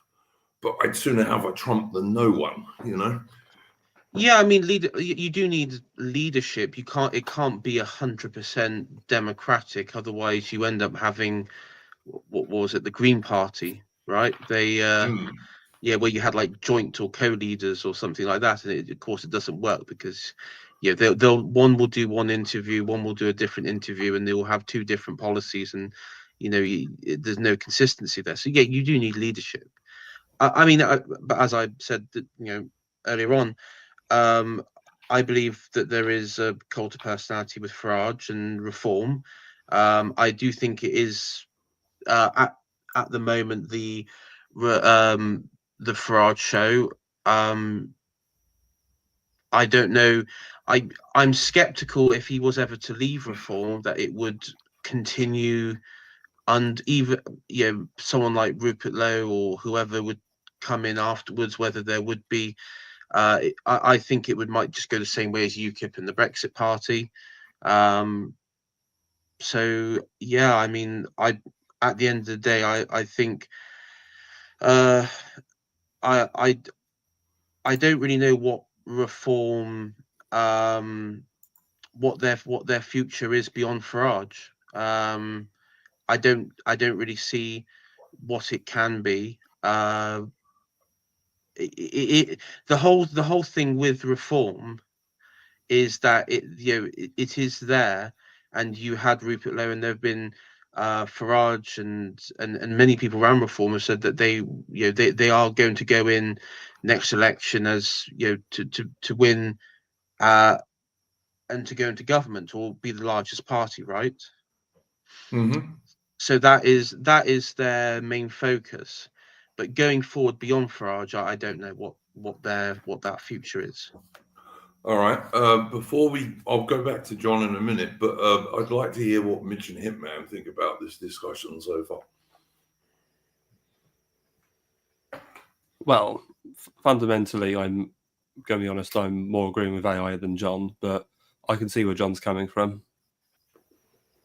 Yeah, that's pretty much my view. Mitch, what's your thoughts on this?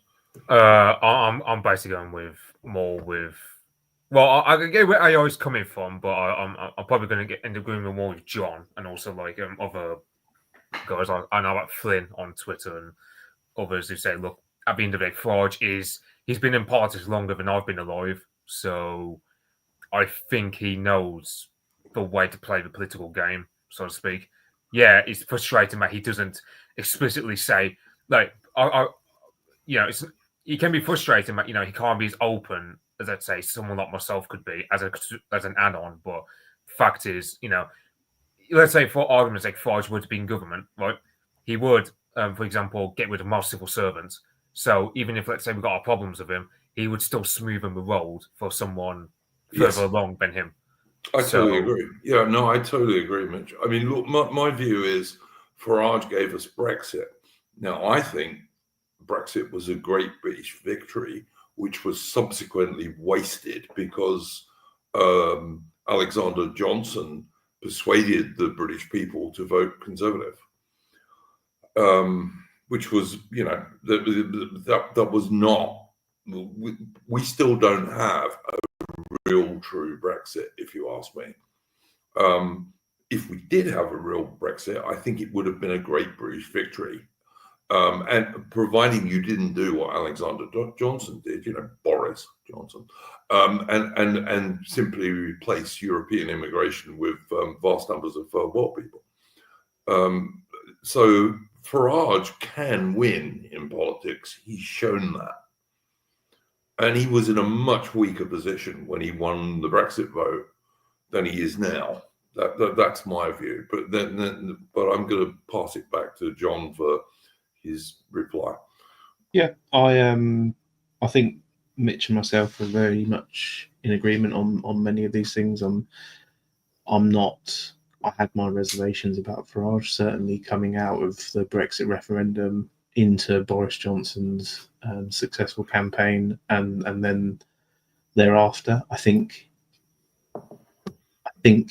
him choosing to step in 2024. I think if he hadn't done it then, that would have been the end of his political career. Yes. I think it was a last throw of the dice. I think he got a good result, and he landed a seat that I think he's tried to get 7 times. Not necessarily that same seat, but a seat in Parliament. Mm-hmm. I think, obviously, Hitman's got his opinion, but I think in terms of what AI said, I just think it's nonsense to say that it's a cult of personality on the one hand, and then say, Rupert Lowe's outperforming him, and he's the best MP they've got in Parliament, and Farage will want to kick him out of the party because he's too good. And not that was necessarily. I haven't seen any sign of that so far, I've got to say, but yeah. In terms of Rupert Lowe, I haven't seen Farage counter signaling Rupert Lowe at all. I think it's just a nonsense argument to say it's a cult of personality. You've got 4 incredibly strong. I'd say probably Richard Tice slightly less so than Lee Anderson, Nigel Farage, and Rupert Lowe. There doesn't seem to be any indication. I've been to conference, I've seen them speak, I've shook hands with them, spoken to them. Doesn't seem to be any indication that they're currently jockeying for position in terms of leading the party or in terms of Farage keeping everyone, in line. They're all doing their own thing, pursuing their own interests in terms of, obviously Rupert Lowe is very interested in the statistics. He's pursuing that really, really hard, and I think he's doing a great job. I think they've all got a role to perform. Nigel Farage seems to be securing a lot of funding potentially, which will be massive because, as I understand it, and I have a bit more understanding than some, the party's basically on gas in terms of finances. They're on, they don't have a lot of liquid in the tank. So any sources of funding will be massive. Particularly, do you think, John? Do you think there's any truth in this idea that a reform might get 100 million off of Elon Musk? Strictly speaking, it's possible, but it's unlikely. It's possible because, as I understand it, to make a donation to a political party in this country, you either have to be a citizen, or whatever you want to call it, or you have to have a UK registered company. Which I'm sure Elon Musk probably does somewhere. Through X, but you have to bear in mind that most of these companies operate in a way which means they declare very little profit in the UK, which I think is a bit of a disgusting way to operate personally, but that's for them to manage and the UK government to manage. So X in the UK, I haven't looked at the accounts, but it doesn't have 100 million in the bank to donate. And if, I know working as an accountant in companies, it's perfectly possible to ensure that within the next few years you end up with 100 million there to donate, but he'd have to pay a lot of tax on that. And whether he wants to pay the tax on top of the donation, maybe not. Fair enough. I think technically it's possible, although whether the Electoral Commission would get involved at that point, given it, it wouldn't be a donation in the normal faction, I think Yeah, it no, would be a fair bit enough. of an abnormal donation. I would just point one thing out. Like, I think most of us on the right have some degree of agreement with elite theory. And I don't understand how you can agree on the one hand with elite theory and on the other go on about cults of personality. I'm not quite sure how those two things work. I mean, maybe I'm just being philosophically ignorant. It is entirely possible. But I would have thought if you agree with elite theory, then the idea of cult of personality and an actual leader seems to go along with that with me. You know, I'm not a massive Democrat, never have been. I mean, a Democrat with a small d. I'm not a massive Democrat and never have been. You know, so to me, I wouldn't be letting people know I have a small d on stream, but, you know. Yeah, but you know what I mean. But I'm not a massive Democrat. But so isn't. I mean, Andrew, just to Carry answer your on. thing on the elite on that elite thing. I mean, yeah, it does seem that Reform has some backing, by has backing which would be classed in elite theory terms as elites, right? It's not entirely, they're not exactly complete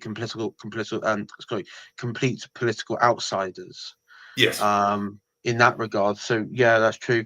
But I mean, yeah, you could still have the reason I call it a cult of personality around Farage is look what happened with UKIP, look what happened with the Brexit Party.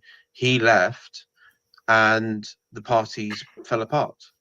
Yes, totally agree with that. Totally agree with that. You he- can't argue against that. You're right about that. I mean, maybe Brexit Party would. I mean, Brexit Party was a single. I mean, both are single issue parties, but UKIP itself, I think it's probably a better example. It did fall apart, and it fell apart because Farage wasn't there. The reason why, and you can look at the polls before Farage. Remember at the time that period before the election, we all thought Farage was going to go off to America and do stuff with Trump with the build-up of the US elections over there. And instead, he then did the 180, came back in, announced that he was going to. Doesn't UKIP and Brexit Party, quote unquote, falling apart? I think more so with UKIP than perhaps with Brexit Party, which changed into Reform. Does that not underscore and validate elite theory? You know, when the party lost its lost favour, if you like, with the elite, in this case Nigel Farage and his backers, it collapsed. Does that not validate elite theory? Sorry, what?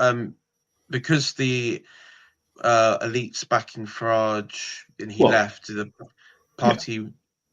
Well, I mean, yeah, I mean, sure. The UKIP afterwards. I mean, remember, John, they went through like leaders every other week. They had that period. They went through every. I'm very aware. I liked Gerard Batten, but they had I liked that. They had that chap that married was it a Polish lady in the end? Henry Bolton. Henry Bolton. Yeah. Awful guy who Farage did recommend, I have to say, but yeah. Yeah, I mean, I think I will say Gerard Batten. He did try his best. I think he had a very bad hand.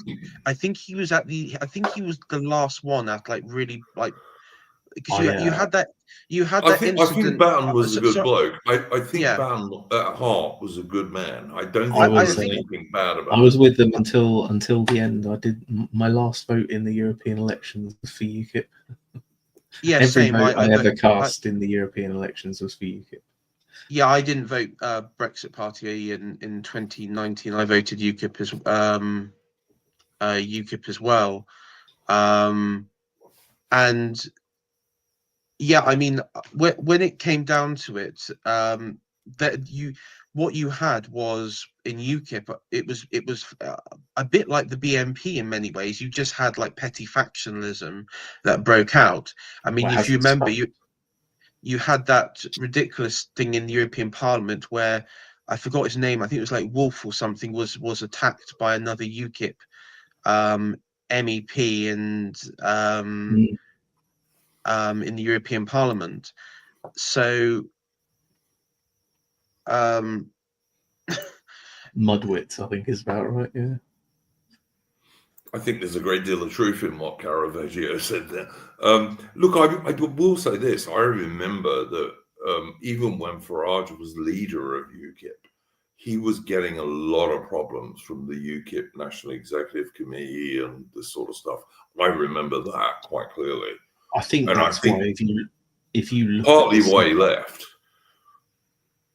I think that was partly why he left. He's just because UKIP was he around couldn't before control. Farage. I mean, UKIP was around before Farage. I mean, if he you was. look at the setup of reform and the contract that was, allegedly democratically agreed, although I'd argue it wasn't really it was a bit of a rubber stamping affair. I think that was going to be adopted or whatever happened. It's very favourable to Farage, and it's going to ensure that he stays there at least for the next 5 to 10 years. Well, Farage has kind of committed that he's going to be there at least for the next 6 years. Yeah, he's kind of committed that, and if he doesn't stick to that, his reputation will be destroyed. You can tell I'm not a Farage fanboy because I didn't go with him when he went and left UKIP and started the Brexit Party. I didn't like that he did that at all. Yeah. But then I would change I would say my opinion in terms of Gerard Batten getting in, Tommy Robinson, Paul Joseph Watson, Carl Benjamin.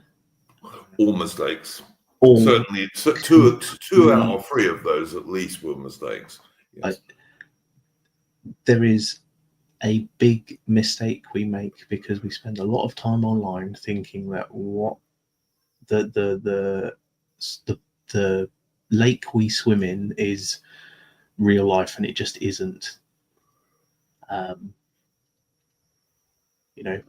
Whatever appeal Carl Benjamin, for example, has got to 1 million plus people online, it doesn't translate to anything in real life. Well, I look at my opinion of Carl Benjamin is that he's come a long way since he was a Gamergate guy.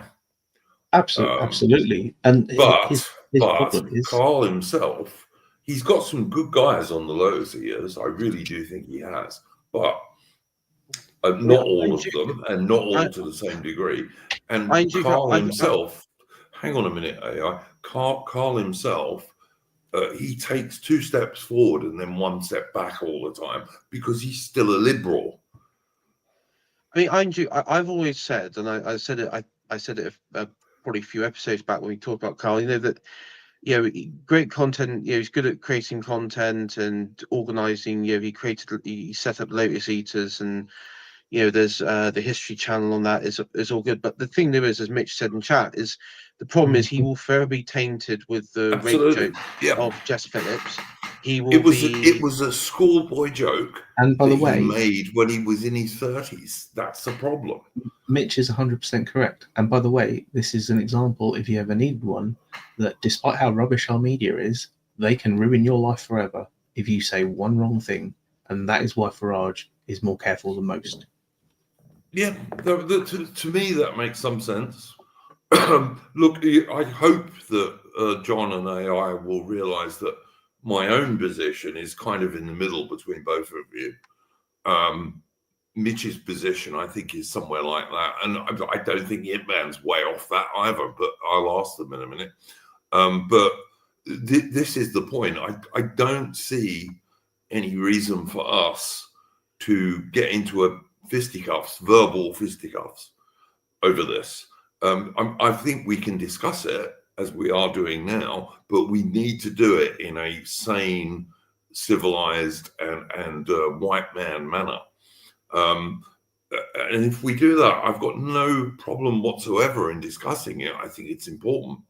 But what we mustn't do is start calling each other's names, because that's not going to do us any good at all. Either side of the argument. Yes, Dad. Well, you know what? I'm probably old enough to be most of you guys' You are. dads. So there you go. But that's my view. It's like I want us to win. I think you were born in the same year as my dad. Yeah, I want us to win. I don't want us to lose again because we keep bloody well losing. And the only people who gain anything I about want us to stop fighting like crabs in a bucket so that we can get a reform majority that may not be perfect, but it'll be a step on the way to something better It will than be 100% better than what we have now. Conservatives again. Look, I haven't had my segment of this show yet, which I'm going to try and keep a bit short because we're going to run a bit long, and I started late. My fault. Yeah, I'm happy for us to discuss stuff in a civilized, gentlemanly manner, typical of Englishmen and British people. But I don't want us to call each other's names because that's all that does is help our enemies. I will say there are some people on our side of things who are too dogmatic at times. Like that's I've muted some people in the past on Twitter who, you know, let's say, they still have it. Like, you know, they have a criticism of Farage I had like 5 years ago, but at the end of the day, I've just accepted the fact that look, Farage is the best game we've got in town. He's the only game we've really got in town, and 100%. we have to surf a wave where we can do it. No, yeah, he's not.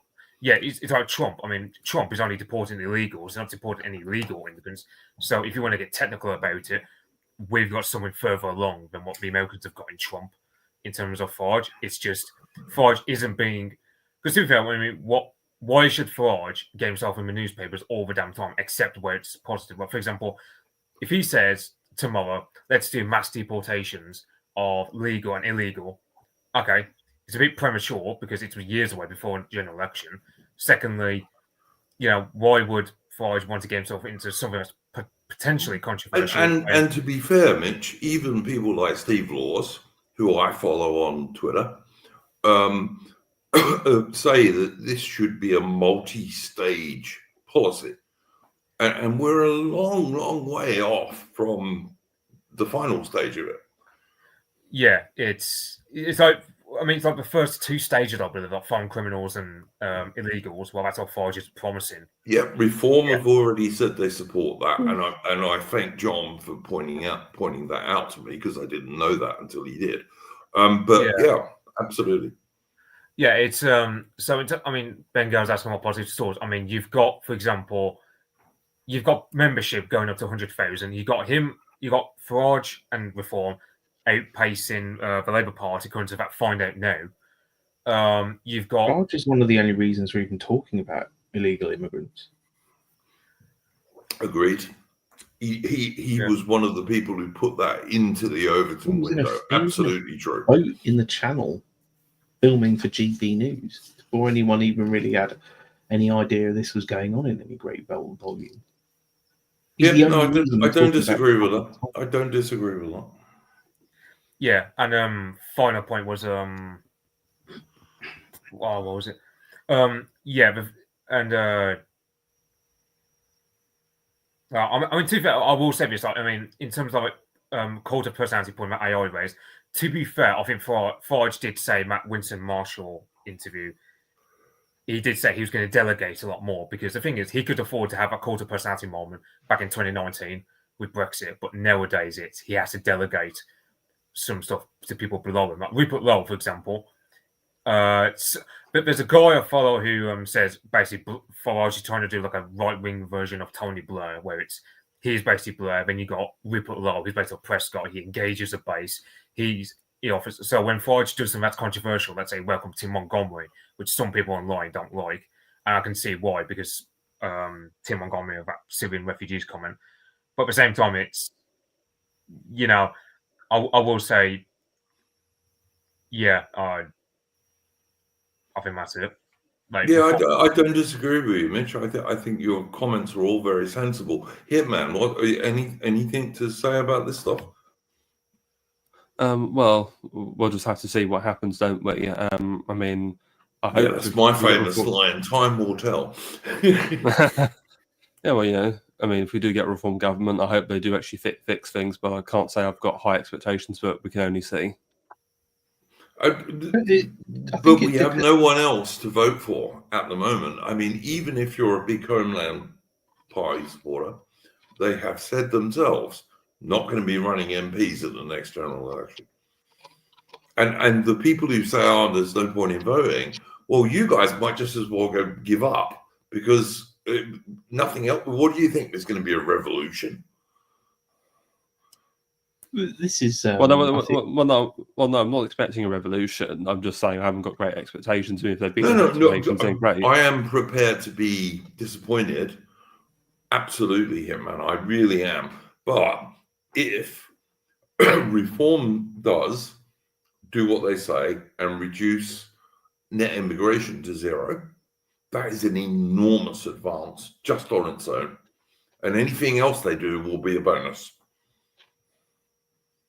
I mean, one of the things I'm going to bring up in a minute is that Labour have now admitted they're going to import 2.5 million more immigrants into Britain if they're in power for 5 years.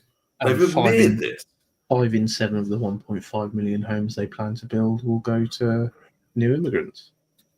Yeah, which they're going to build on the remaining British So, countryside and green good luck belt if you around think, our cities. you know, And yeah, good absolutely. luck if you believe the line that all this house building is going to lower house prices. It's just pie in the sky. It's ludicrous. You build 1.5 million houses and import 2.5 million people.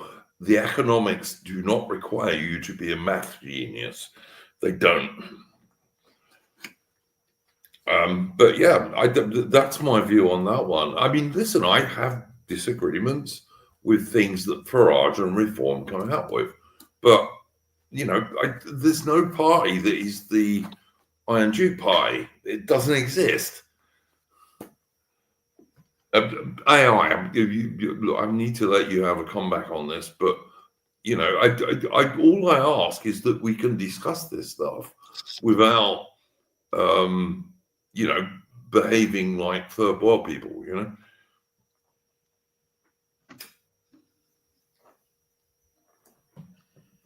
Well, we'll see what happens with the 5 years' time, I guess, when we have the.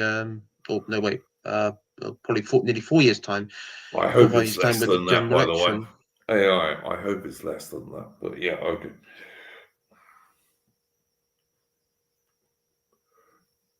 I was just going to close off the topic. Yeah, I don't know if I imagine John will agree with me on this one. I don't get this idea that because it's academic age and promoting this idea that the establishment of promoting fraud, the only proof there is basically this one Sky News article where they're saying it's possible that fraud could win because he was saying, yeah, I think Mitch, you're right. I think, but also you have to bear in mind that what you will see, what you saw with the Conservatives and Labour, which is you saw a lot of capital, a lot of business support switch to Labour when it becomes apparent that Labour is going to win. And of course, the reason they do that is because you want to try and buy favour with the party that's about to come in. You don't need to buy favour with the losers anymore. You've got to buy favour with the winners. And I think you will see, as Farage's popularity grows and it become, bookies already have good odds for him becoming the next PM. You will see people that come over because they want, patronage and they want, at least they don't want to fall foul of the, whatever comes next, if you like. So you will see people begin to support him in the mainstream. I would say if you type in Farage in on Google or news, like the latest news articles, you have the Express, the London Evening Standard, the Mirror, Politico Europe, Sky News, of course, and Huffington Post and all that, and they're all sort of saying the exact same thing, that either it's a three-horse race, Labour is surging, Reform is surging, Labour is losing ground. Ladbrokes bet says Farage is looking odds favourite to be next PM. So this is like all over the last couple of days. So there does seem to be quite a few outlets which are hyping up Farage. Well, GB News AI might well hype him up, especially as he was one of their main people. I don't find that particularly unusual. Yeah. Like I said, look, will Farage do everything I want? Very much doubt it. Or a reform government led by Farage. But will they be a million times better than the so-called conservative Labour Uni-Party? Yes. I think Yes. it really depends what you want. I mean, if what you want is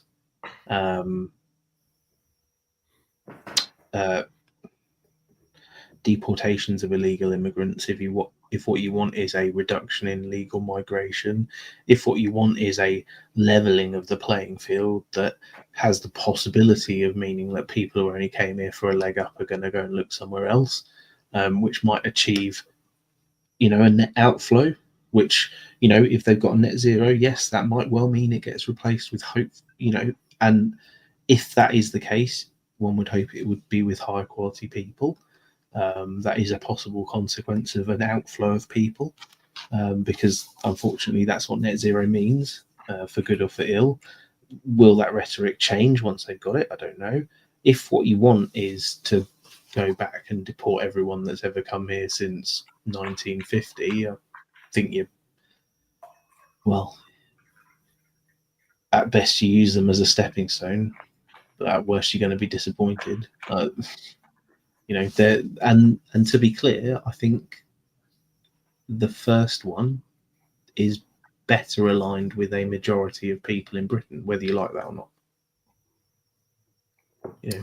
My view on this is I with Steve Laws's stuff, which is really what we're talking about here.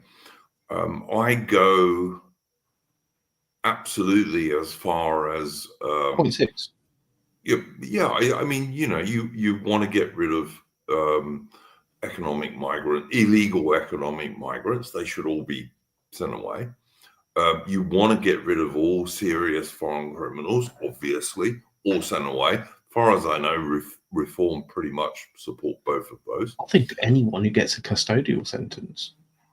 I think if you're caught speeding and you get a speeding ticket, I mean, many of us have been there. I don't think that's a reason to kick someone out of the country. But I think if you do something that results in a custodial sentence, then you should be gone at the end of it.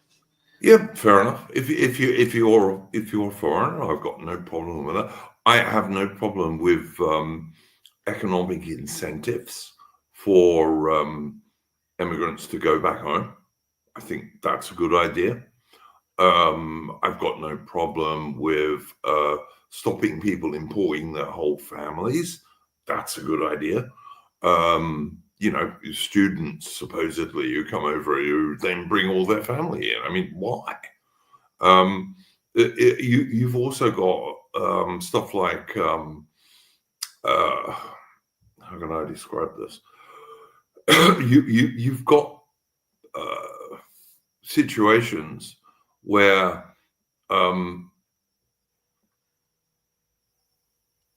people break various laws in Britain, etc., but they're still allowed here.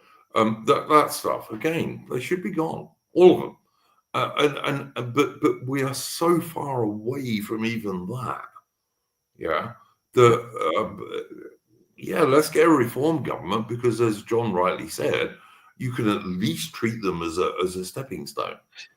And I'll pin my colours to the mast here. I'm not a fan of 0.7. I'll be honest. I think once you've got to 0.6 and you've effectively got rid of anyone who doesn't want to be here or is a nuisance in the sense that they're breaking laws and so on, and you've got rid of anyone who doesn't want to be here because it's no longer advantageous for them to be here because they're not getting special privileges, then all you're going to be left with is people who have genuinely come here with the best of intent, who have probably married into potentially British families here How, who may John, have. how do you feel about people who how do you feel about people who come here and use the British welfare and NHS and all the rest of it? See, I think that if you come to Britain, Well, as I say, if you level shouldn't be allowed to use those services until you've paid quite a lot of tax. Well, I think the system we have in place currently means that you have to, until you are a British citizen, you have to pay a surcharge, I think annually, but it is a very low amount, I would argue, depending on how Yeah. much of the NHS So it should you be use. I mean, higher. It should be higher, in my opinion. as a 20-year-old bloke, one might argue, you're probably not going to have much cause to use the NHS. So paying 500 quid a year is money in the government's pocket. But how well is that administered? I don't know. I can't answer that. But that's on paper, that's how it's meant to work. But it doesn't. It doesn't. But yeah, okay. But yeah, look, I ultimately do agree with. I ultimately do agree with forced deportations. But you're the talking stage about where you're talking about potentially splitting up families, deporting children who have done nothing wrong and know nothing other than Britain. When their parents aren't criminals. John, I would be. They aren't here for no reason, as in they aren't here just John, to feather them. I would be nuanced in terms of mixed race families about this. I would, but in terms of like pure immigrant families, totally immigrant, I really wouldn't care. But you're talking about a long way down the line, in my opinion.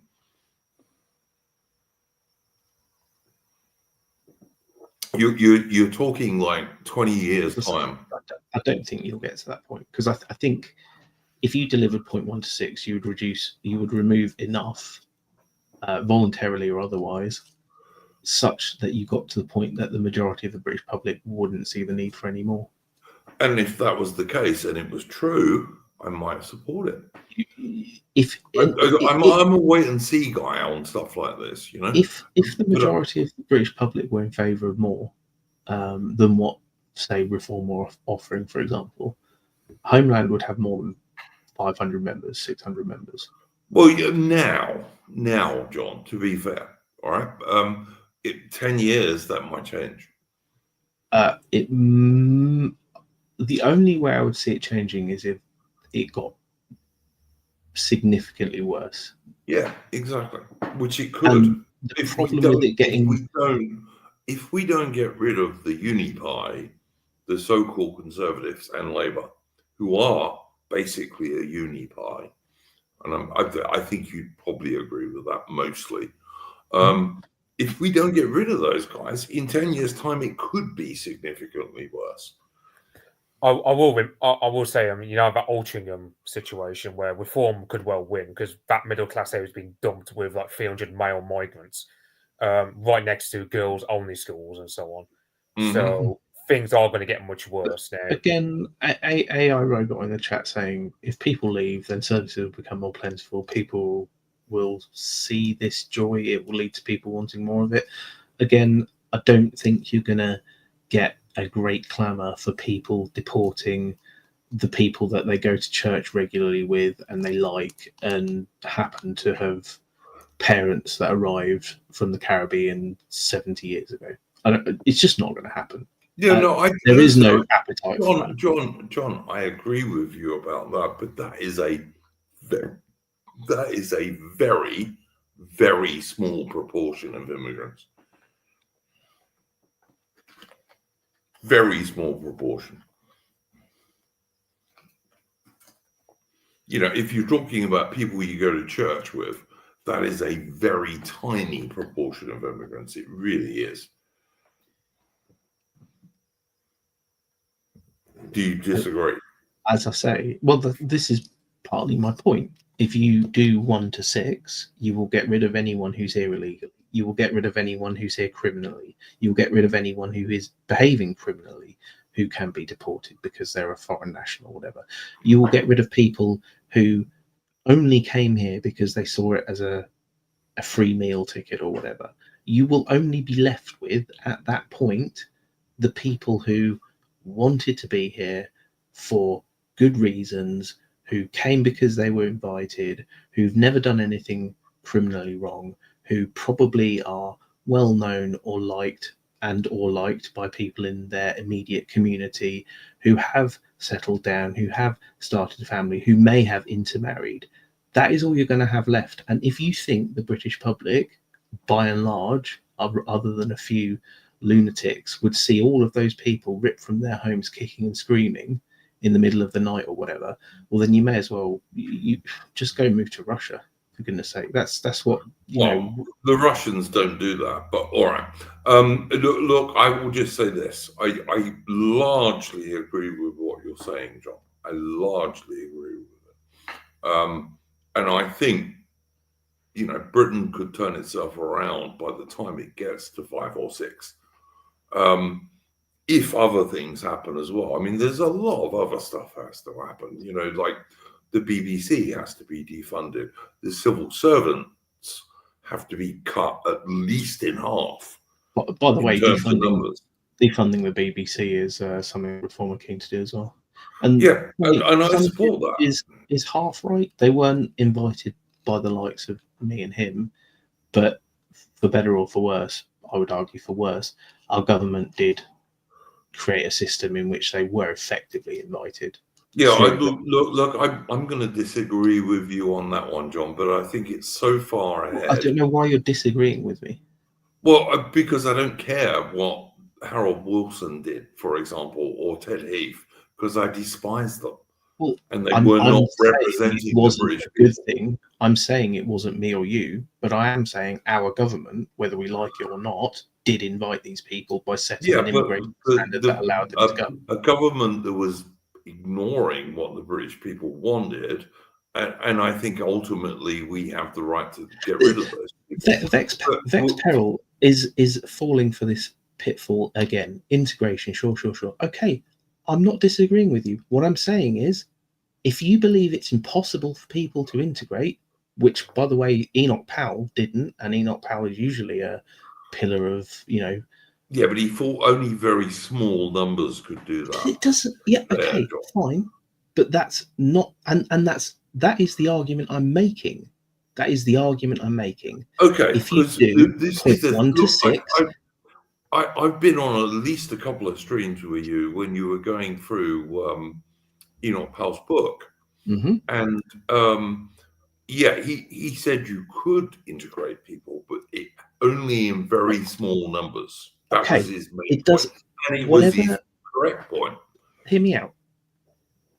If you believe integration is impossible, fine, let's accept that as a premise. It's absolutely impossible. 0% of people can be integrated. Then by going through by going through steps 1 to 6, you will naturally remove all of those people. Fair enough. If that's what you believe, you don't need to get to step 7 because you will have achieved it through 1 to 6. If you believe people can never be integrated. I will agree with John on that point, because the thing is, I don't think, and I think this is probably where a bit of discussion's gone a bit adrift here. I don't believe people operating as a collective. I don't think on this particular matter it would be like people would behave an individual bit. We've already seen, you know, there are examples in history of where there are mass movements of people where the dynamics have changed, and people you know, will, or certain groups, ethnic groups, if they're caught on the wrong side of a new nation, new national frontier, will naturally move, and like you have population swaps and what have you as the most extreme example. So I think if you were to make the UK the most hostile to, let's just say hypothetically here, West Africans and Pakistani Asians or what have you, I think there would be a significant number that might just say it's not worth it, and they'll just go off, they'll leave. If you made it as hostile and as unbearing to function as possible, I guess that could happen. And I agree. You're right about that. It would be on a community basis, so you wouldn't need to do. I mean, the only example I can think in Europe in modern time where you did have like forced removals was probably the breakup of Yugoslavia. I want to say with the Croatians and the Serbs, with the Croats, you had there were like some forced people, like physically forced out of towns and villages. I mean, that is an extreme example, of course, because the conflict and war and all that sort of stuff. But you had like certain areas of modern Croatia where the Croat population was about 30 odd percent, and now it's over 90%. So yeah, it is possible, but I think it'll be operated on a group by group level. On the thing of like, I mean, I wouldn't worry too much about the mixed marriage stuff, because I mean that's quite in most stats that I see, that is quite a small minority anyway. It is. It's not many it wouldn't people. really have much Yeah. of an impact really on any in any significant way. It is. That's quite a small number of people. You're quite correct about that. It's just a logical proposition. If it's impossible to integrate, then steps 1 to 6 will remove anyone anyway. Largely agree. I'll just ask Mish and Hitman if they have anything to say about that, because on that, I think John's correct. By the time you get to step 6, your problem is mostly going to be gone. I do agree with that, because listen. I am absolutely Anglo-Celtic supporter. Am I happy? Will I accept a certain number of people who are not Anglo-Celtic in Britain? Yeah, sure. But it has to be very much a minority, and the Anglo-Celtic people have to be in charge of the nation. I was to say, up until a few days ago, I would probably believe, like so much can happen. But I'm thinking to myself, like, because I saw a post on Twitter, but basically said we Anglos are a lot more xenophilic compared to other ethnic groups. But it's not even like that comes with its benefits and drawbacks. Like, for example, for example, I can, some people, a lot of people in our circles don't like Eastern Europeans, whereas I don't mind them. But I'm going off my personal experience. You get some. For example, I also don't mind Hong Kongers. The 2 million we brought over, basically because their birth rate's pretty pathetic anyway. They're not gonna be a massive demographic drain upon us. So it's like there are some groups where even me, ethno-nationalist as I can be, I can still make. I would say there's some groups where I wouldn't really bother remigrating them just because they're too inconsequential in terms of having any sort of disorder with them. I think like. I can have my issues with reform. Like, for example, I wish we had a more robust Islamic policy. However, to be fair, as John would say, their net zero migration policy would phase out mass immigration from it anyway. Because Farage basically wants our immigration standards to be like America's, where it's a lot harder to get here. Not high quality immigrants, for the most part. Yeah, so it's kind of like you don't. So kind of like it's like a cousin marriage thing. You don't have to say explicitly get rid of Muslims. You just have to attack some of the policies that these people do, and let people come to that conclusion. But by its own natural volition, it's like Farage when he released those 4 videos of Bengalis working with solicitors to scam the system. Like he posted like I think it was earlier this week or last week. He posted that. So it's. I will say Farage. I think Duke said it out a while ago. Farage is a lot further along than he says it out in public. But I do believe that, Mitch. I think Farage is a bit more base than he often lets on, but that's because he actually is a good politician. Yeah. But again, Caravaggio in the chat says we can all agree that as soon as benefits are stopped, they will F off. The reality is most don't even want to be here. It's not the 1950s. Again, that means that you don't need to say, if that's correct, it means you don't need to say we're going to drag people out of the houses and deport tens of millions of people. All you say is we're going to have a level playing field. That means people don't get paid tens of thousands of pounds in benefits just for turning up here. Absolutely correct. Yeah, no, I You agree with that. I need don't to say agree. quiet part out loud and make yourself unelectable. I don't agree with Ben Gale, who says points 1 to 6 will remove hardly anyone. No, I don't think you're right about that, Ben Gale. I mean, I'm not. And I know Ben Gale is a regular viewer of this channel, but I don't think you're right about that. I think it will remove a lot. I would also probably hit hard as well that you could create something where companies, corporations, what have you, will be penalised for you could penalise them in some way for hiring foreign workers. I also think that You could could be do that. Yep.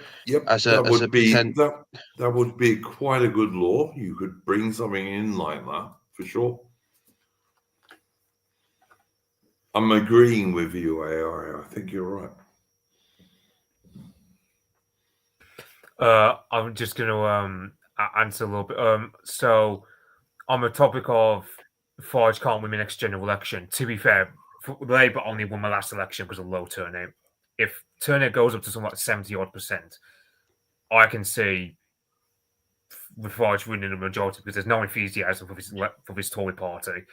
Kemi Badenoch, I mean, only a third of the electorate know of her, but the more that she becomes known among people, the less popular she'll be. And Keir Starmer, Keir Starmer and his lot, they're digging their own graves. So yeah, I think Starmer's an already dead politician in terms of politics. Well, reforms. I mean, they don't. I mean, they need to win over obviously Conservative voters and maybe possibly even some Labour voters. Though I don't know about on the numbers front.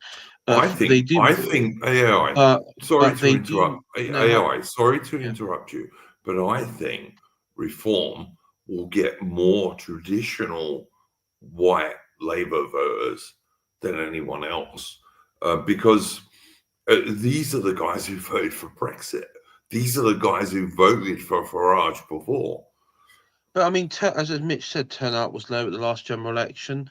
There's a significant percentage of the population who just didn't decide to vote at the election, and so I think Farage, if he was sensible, if reform was sensible,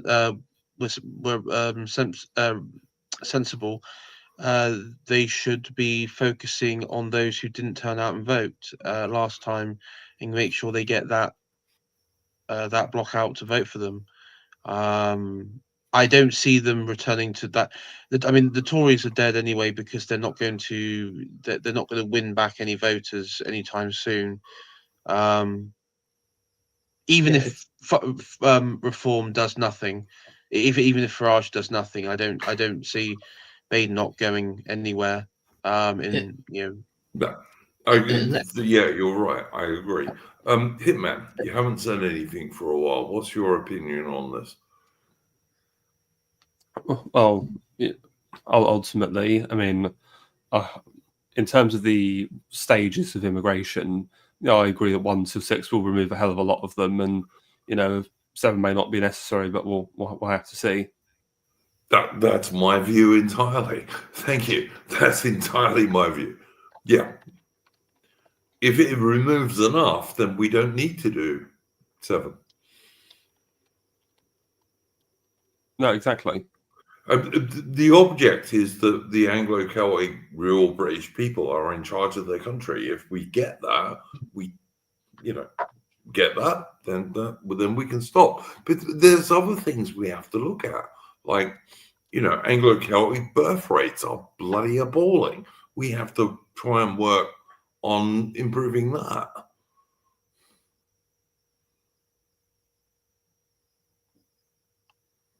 I mean, it is true that they have been dropping. The only thing I will say is I do know that birth rates amongst other ethnic groups have also been dropping globally. So it does seem to be balancing out.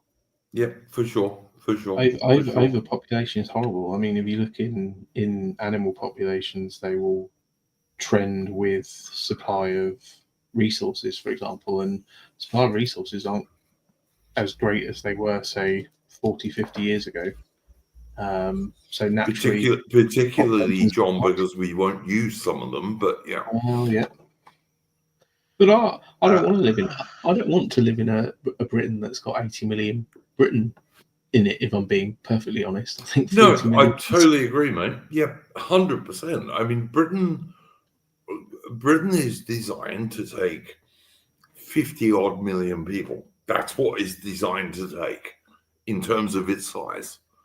I mean, yeah, without getting into horrific battery farming and all that kind of stuff, I'd agree. I'd say sort of 40 to 50 is the ceiling. Absolute.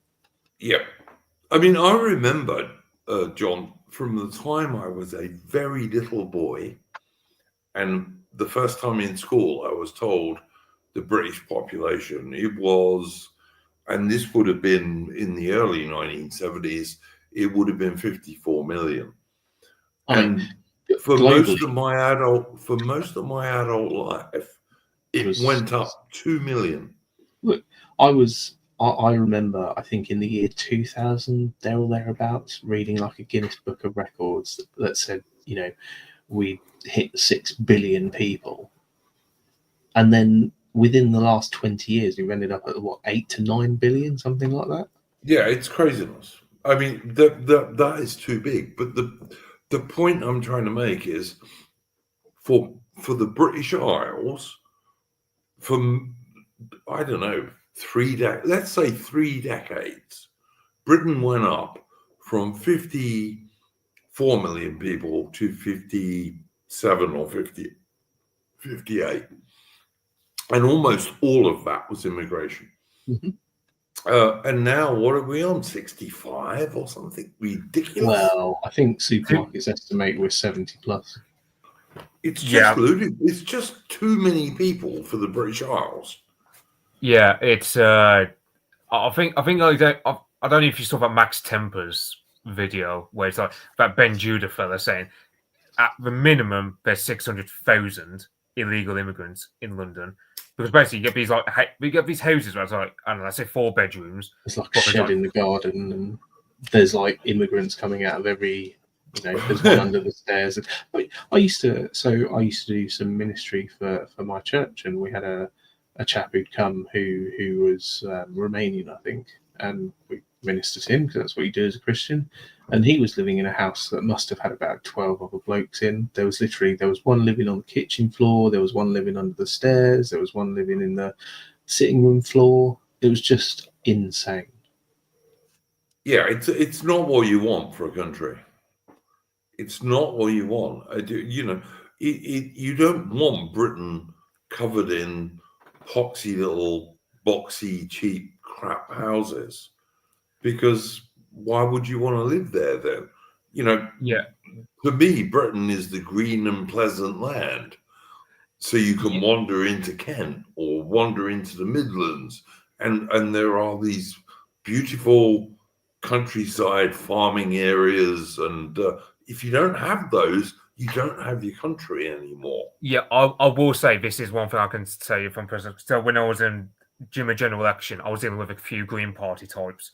They decided to vote Reform because basically I just told them, okay, well, let's say Reform was to get better in terms of like decreasing immigration. And let's say, for argument's sake, I even extended the letter a bit, was saying let's have the population naturally decline to something that's like 40 million. For argument's sake, I basically that's actually the greenest thing you could do, because the problem is, you know, we've got a small country, we can't have too many people, and so on and so on. That's one good vector of attack. I don't know if Reform. I Farage did say he wanted to plant loads of trees, I think up in Scotland, because it felt so many people leave wins. I'd love a red squirrel, obviously not a grey one, to be able to get from John's End to Lanagroats. Yeah, that would be cool. That would be cool. Yeah. So this is one thing where you know, if you wanted to, let's say even some of the Green Party types, you can get them onto outside by literally just saying, let's just decrease the population naturally, cut immigration to like net emigration, akin to what Sweden's doing, and so on. The challenge with all of this is mostly financial, and the big issue you've got is that we have a Ponzi pension scheme. Yep. And until the welfare state as a whole isn't great, but the pension scheme is the biggest drag on all of it. And until we wean ourselves off of the belief that we have a right to a subsistence level of income provided from the government, regardless of contribution, none of this is possible. This is one of the main drivers behind why they keep importing the people, the volume of people. 100%, John. I do, John. You're right on that too. Yeah, I mean, it's also the trouble is there's the political and establishment level that they rely on these client groups to they rely on these client groups to for multiple purposes in this country. They rely on these sort of foreign client groups. Much a bit true. like how Assad relied on minorities in Syria. I mean, the majority of Syria is Sunni Muslims, and he relied on that's and why totally, he had, but AI also totally different in because the Syrian population was declining, not growing. yeah, but the point that I was saying was that they relied on, it was like a coalition of minority groups, and that's what happens in this country. You have a coalition, like Labour Party, Tories to some extent, but the establishment that you see rely on minority figures, minority voices. I mean, if you turn on any British television channel today, what you see. If you were to think, if you weren't from Britain and you were to watch a British TV, you would think that the country is vastly more diverse than it actually is on paper. I mean, the fact of the matter is the black population in the UK is what? Is it like 7% or so? It's something quite small. Small than what you would think, right? Than if you were watching television. The Asian population is higher than AI. Everything you see on the British mainstream media, everything without exception, is anti-real Anglo-Celtic British. Yeah. Everything. There are no exceptions to that in the mainstream British media. I don't mind. I mean, I'd like to see reform play a bit of identity politics the other way, to be honest. But yeah, I think part of the discussion we've been having today is that reform kind of are. I'm a friend of John, and I'm a good friend of AI. And I think both of you guys have the basically right idea for Britain. And I just think that, when you get to swearing at each other, you don't do us any good. And you don't do, guys, all right. I'm not a school prefect, all right? When you get to swearing at each other or being a bit strong in your speech about this, you're not doing us any good, because what you should both be doing is attacking our enemies, and our enemies are the overwhelming majority of the British political class, the British elite class, and the British mainstream media. That's my main point, to be honest. I don't think the distance between John and AI is enormous, to be honest. I don't think it really is. But we do get into these little arguments on the right and purity spiraling and all this crap, which I've been going on about for years. And, AA comes out with things which I really don't agree with at all. You know, he does, because his worldview is not mostly British based, to be honest.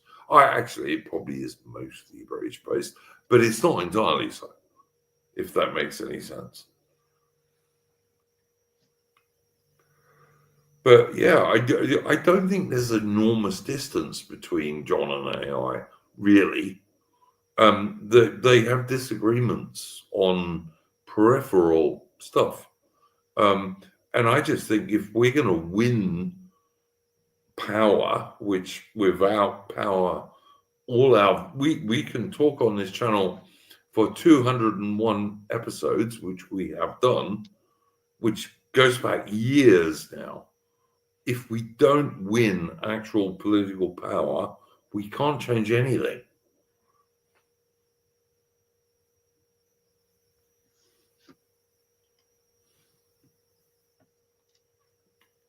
Dead air, guys. Dead air. Well, I don't disagree, and that's why I don't want to see reform ripped apart by people who aren't willing to get involved, aren't willing to participate, and just sit complaining online about everything. Some truth. Not necessarily even actually. Yeah, some truth, but like defending my friend AI, like AI has been involved in politics, so he's not one of those guys, so we can't say that. I standing for the Tories at one point. I campaigned during the last election. I campaigned with my local reform candidate. I liked, on the personal level, I liked him. You know, he seemed to be okay. I would say though, John, and I don't know what connections you have in reform. Maybe you'd like to pass this up the ladder. I don't like the idea of the sword of Damocles, aka Hope Not Hate, and their other communist goblins hanging over. I can tell you now, a lot of party members, okay, maybe some who are a bit more terminally online than others, but those who are aware, because word does spread, and even among the boomers where I live in reform, they have heard the stories of Hope Not Hate back in the election days. It doesn't install confidence. In fact, it feels like some part of the party don't trust the members. I dare say there are people with that opinion. I would say in my local branch, that's not been a very prevalent opinion. I think most people accept that reform have to appear squeaky clean, rightly or wrongly, and that people would be wise to, if. Do we need a communist organization to monitor us though? That's the crux of it, John. I do agree with that, John. Obviously, the answer is no, but that's not the world we live in yet. That organization does exist, and it has governmental influence, and it has the power. It has governmental fund, John. It has governmental funding. I know it does. Because I did the research. Hold it. I mean, you're an intelligent guy. At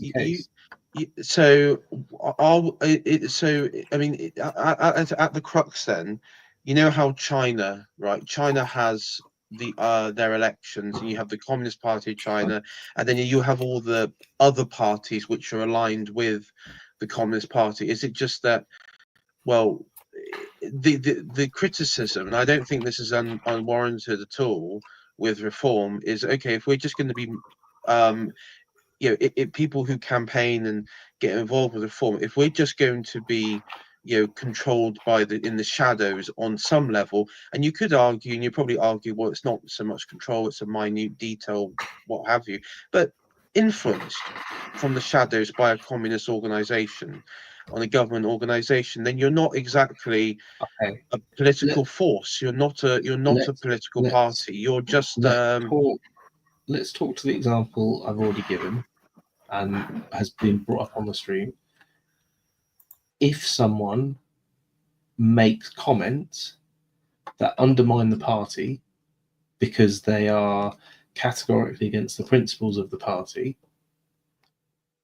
why would it be in a party's best interest to keep that person?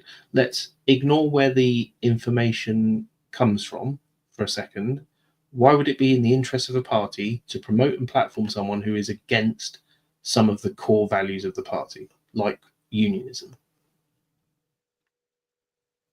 The obvious answer is that it wouldn't be.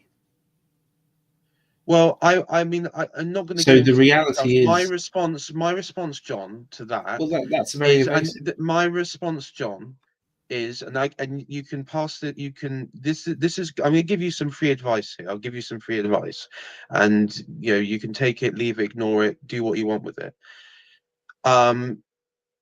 Don't be defined by your enemies. In politics, John. Today's stories is yesterday's news. It's yesterday's news. People will call you Nazis. People will call you scumbags. People will call you liars. It doesn't matter. AI. It doesn't matter. It honestly if there was someone matter. Who was in Reform Party who doesn't matter. Wrote a load of blogs about how they want uncontrolled migration. They think it's the best thing for us. Diversity is our strength. Would you want an organisation to expose that? Sorry, can you repeat that again? If you had cut off a bit. If you had someone in the party that was in favour of uncontrolled migration, diversity, equality, inclusion, everything they stand against, would you want to platform and promote that person? No, I wouldn't.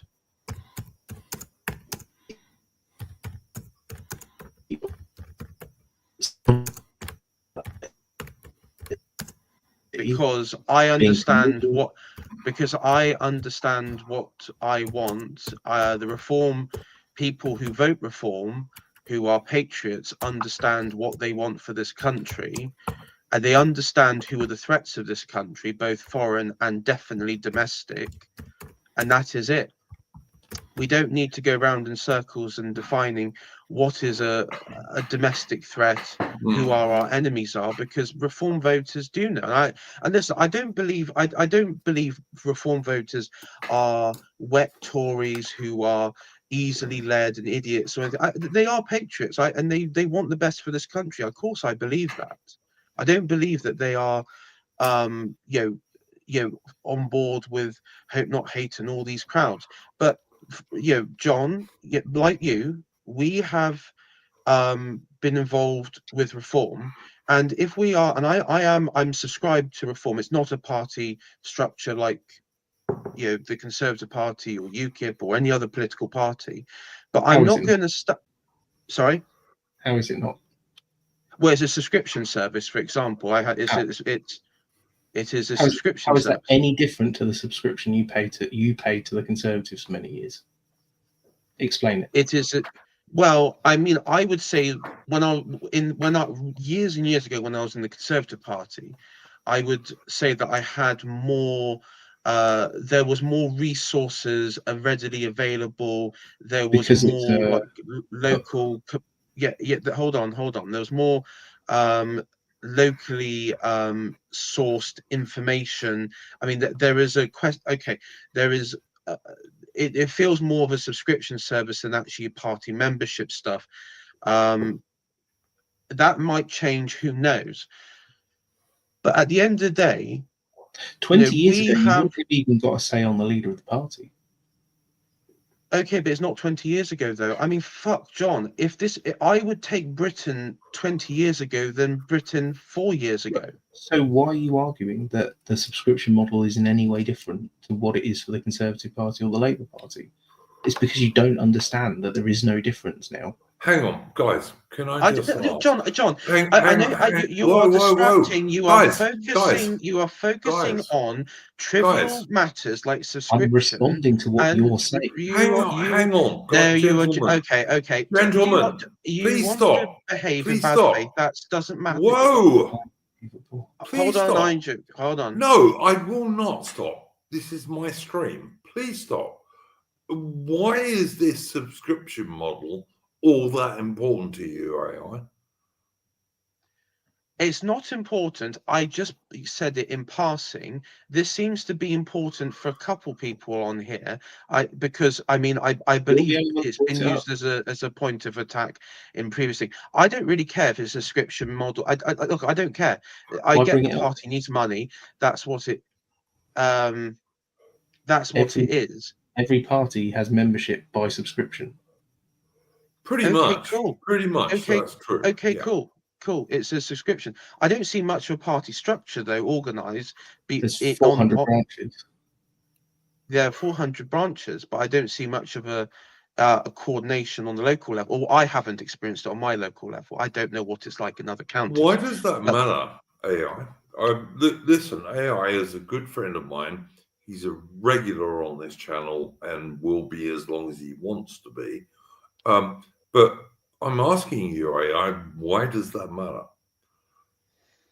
Well, it matters because it needs to. I think reform should reflect. It's important that they reflect their constituents, reflect their local area, and I think if you don't have a strong local party, branches, I don't think ours is particularly strong at the moment. Though it could change. I know there's a lot of people recently that have joined and flooded in, but I do think that there is something there which it needs work on the and I've always said this with you, Andrew, that there needs to that's it's the local level that needs to be really worked on. Could I just ask you something, AI? All right. My opinion, and I might be totally wrong about this, but my opinion is that for many years now, British general elections for the House of Commons have been becoming more like American presidential elections. That may or may not be a good thing. It's probably not, but it's been happening, whatever you think. Going way back to, I don't know, Maggie Thatcher at least, all right? And I just think this is something that's been happening. And this is one reason why I don't think having some sort of cult of personality is necessarily a bad thing. But it's also like, you know, the Lib Dems get by on their local shit, which is why they still survive on the margins. But they're also basically not a good party from Britain's point of view. You know, they support everything green, you know, like killing thousands of birds every year with wind farms and all this shit. So all I'm asking you, AI, and I will say this again, AI is a good friend of mine. He's a fairly regular on this channel and will always be very most welcome. Why is that a bad thing, AI? What's a bad thing? What I just asked you. It's like British elections have been becoming more presidential. Oh, if like you like. presidential. Why is it a bad thing that it's You know that people are actually voting for the leader of the party more than they are the local MP. That's been the case for 100 years in Britain.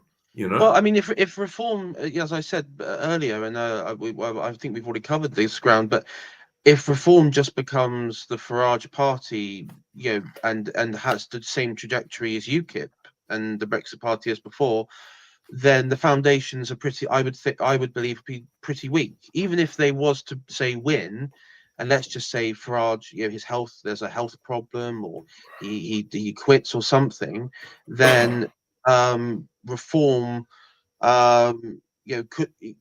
could collapse. It's not beyond possibility. It's happened before. Look, AI. Farage could get run over by a bus. I hope he doesn't, but he could be. All right. But assuming that, you know, in some time in the next 5 years, he became the British Prime Minister, why is it so terrible that everyone likes Farage? that he's the main guy supporting the pie. That's what I'm asking you. Why is that such a bad thing? Well, as I said, it's the well, on a practical level, on an actual party level, there isn't anything wrong in theory with a cult of personality leader in that regard. Like if you're talking about pure party politics, electioneering party politics, no, there isn't anything wrong with it. There is use for it, and there have been many figures throughout history who've relied on that, and it's done them 100%. well. It's done them 100%. well. So on that, I mean, I'm not here saying, oh, there's nothing great with cult personality leadership at all. It does have its downsides. As I listed, that is the downside. It can be centralized. It can be rigid, especially when there's a change. But that is something reform will have to figure out. That's something that they will have to figure out at a later date. Absolutely. I don't disagree with you at all, AR. All I'm trying to say is that to me, if you are a new up and coming pie, which is much, much more pro-British than the uni pie of the so-called conservatives, in air quotes, and the Labour pie, you actually kind of need that, I think. This is what it's such a bizarre conversation to be hearing, because it almost feels like they're being criticised for being very small and one-person centric, and instead of being like, oh, we need to help them grow, it's like, oh no, we need to tear them apart. It's bizarre. Yeah, John, listen, I will tear apart the communists telling me what to do. I mean, I would actually. The communists, I would too. Yeah. I would dare any reform person to. I mean, any reform people now listening who support reform, support this. Do you want to be told what by hope not hate how to be governed by them? I wouldn't care who was telling me that one of the people I was meant to be championing and platforming was against my views. Doesn't matter, does it? If they're against my views, they're against my views. I don't care who tells me, as long as it's true. Well, why are you taking the word of your political enemy and the enemy of Britain as the truth then in that scenario? If they present an article written by the person who doesn't deny writing it, where he claims that the Scots, every single one of them, is basically dross and I'm ostensibly standing for election in a unionist party, I think it goes without saying, doesn't it? No, it doesn't. Hang on, AI. Wait one second before you go on. You know as well as I do, we have at least two really good Scotsmen in our Discord, right? At least two. Who are absolute unionists, absolute strong, pro-British. Would you go against those guys? Because I never would. I'd like if someone attacked one of those two people, and I'm not going to name them, but you know who they are. I would immediately defend them as an Englishman. And you can say it's just a joke, bro, by the way, but you're not standing to be a stand-up comedian, standing to be a politician of the United Kingdom in a unionist party. Yeah, but hang on, before you go on with that, John, I'll also say I've done streams with History Bro. He's very good on history. I like him. I regard him as a friend, an online friend. It has to be said. But I'm not going absolutely one way or the other. All right. But I do think, John, I do. Hang on, AI. Well, I'm going to add something which no one's going to like, but sure, I could carry on. All right, you go for it, mate. Go for it. Yeah. Okay. So, John, let's hypothetically say that you are given the chance to be a candidate at the next general election for reform, wherever you live, right? Mm-hmm. Okay. Yep. Okay. It then comes out that you platformed Laura Towler, member of Patriotic Alternative. Should you be out then? Is having a conversation. Well, I don't know. No, they are a fascist organization. You platformed a neo-Nazi organization. What do you do now? If it damages the chances of the party succeeding and achieving its aims, then I would have to agree with them. So you're out. Doesn't matter about the context, or Well, would you explain yourself? My own personal, desires in terms of achieving a seat in the House of Commons, for example, are less important to me than reform getting in and implementing net zero migration and deporting all the illegals and deporting criminals. I mean, so yeah, if it's going to damage the party and damage the chances of that, and then I bow out. And that's the crux of it then, because that's where does what the media print, because I mean, in that hypothetical scenario, you would have multiple publications that would say so and so John, who so and so is back in whatever year platformed Laura Towler, member of a neo-Nazi organization. Papers would print it. They'll say, look what this reformer candidate has done. Mhm. How would that translate though to your electorate though? Do we think the electorate would play a part? I'm sorry, I didn't follow the question. Well, this is what it's sort of getting down to is what evidence do you have that what say like the Guardian, the Times, the Spectator print how do you know that will have an effect on your campaign? They could say that you platformed a neo-Nazi, that you had ties to a neo-Nazi. What effect will it have? Do you think it will have any effect when it comes to campaigning in your constituency, in your local area? I've no idea, but if it damages the opinion of the public nationally, potentially, then it would be wrong of me to continue to stand and harm the chances of the party succeeding as a whole.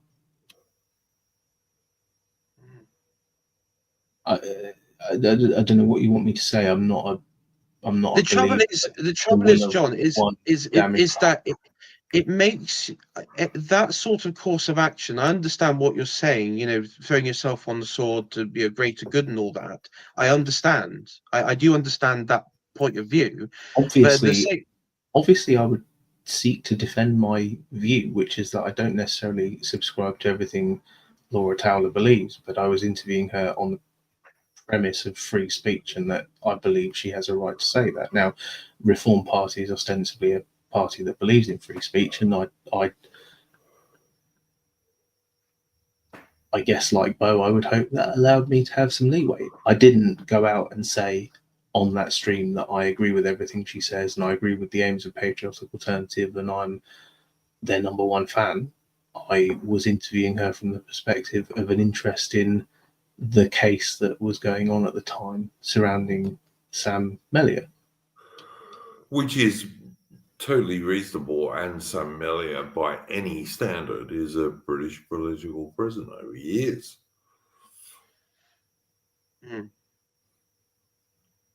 But that's. I don't totally agree with Laura Towler or Sam Mellier, her husband, but if you're going to talk about political prisoners, which we often do in terms of Russia, etc., Sam Mellier is a British political prisoner. He is. As I understand, they've got they had a portrait of Hitler up in the house. I don't know how true that is. That could. But even if they did, that's no business of the government. Oh no, absolutely. But what I'm saying is, I don't have the same thing. So again, if you John, like I said, I don't agree with Laura Towler or her husband Sam Mellier totally, but you know what? Sam Mellier is a British political prisoner. Absolutely, he is. And I don't care if he had a picture of AH in his house. That is not the government's business.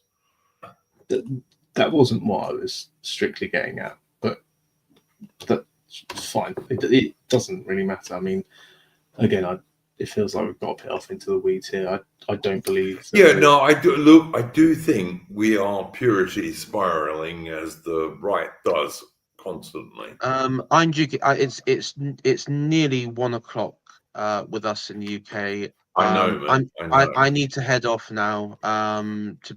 So thanks for having me on. Thank you guys for joining us here and having this conversation. Do us a favor, AI. Plug your channel, please. Yeah, AI Shayatori. I do streams every now and then. I had a recent one where I did a review of Dominic Cummings's interview with the Farris Foundation. Check that out. That was a good one to do. So check that one out. It's the most recent one. I agree with the statement that Mitch just put up. I'm a free speech advocate for the most part. But yeah, Towler's husband is a British political prisoner. I will state that my interview with her was long before he got locked up for stickers. It was, I think, around the time that what had happened? He'd been arrested or something, and they'd had all their bank accounts and their phones and everything taken away. Yeah, they were given a very hard time by the British state. So I was interested in the perspective to understand what happens in these cases, to be quite frank. I mean, I also remember the time, I think they tried to connect Laura Towler and all those people with that group National Action, which was, which is a terrorist organization, a far-right terrorist officially a terrorist organization. Yeah. Well, it's listed as the UK government. Because of the purposes of law in the UK and in the YouTube, they are a terrorist organization, which I wholeheartedly denounce. I hate all forms of violence. Especially when I was an infantry soldier, we never shot anyone. But anyway, yeah. But yeah, fair enough. But look, I do think the distance between John and AI is not as extreme as either of them might pretend. And why do we keep doing this purity spiraling on the right? I don't understand it. Like no one on the left punches left. They do. I mean, you see the Corbynites and the Starmer types have a scrap with each other. A little bit, yeah. A little. Momentum are not a big fan of Labour anymore. Yeah, I mean that stats for left. His guy hates Starmer, and you got Corbyn, who's rumored to want to be starting his own party with all those Palestine nutballs, including that. He will get nowhere if he does, but okay. I want him to do it because it splits the vote on the left, and it helps us our way. For sure. Because at the end of the day, it's like basically the next election. If perhaps the point is going on, but I don't know. The next election might be a repeat of 1983, where the right just has one person to vote for, that is Farage. But the left, everyone who's not right wing, they've got their votes split all over the place. The more options they have, the better. I totally agree, Mitch. Your common sense. But yeah, I don't think the difference between John and AI is all that enormous. But on the right, perhaps because we look at these things a bit more deeply than the left does, we have these bloody arguments all the time that to me don't do us any good. Do you know what?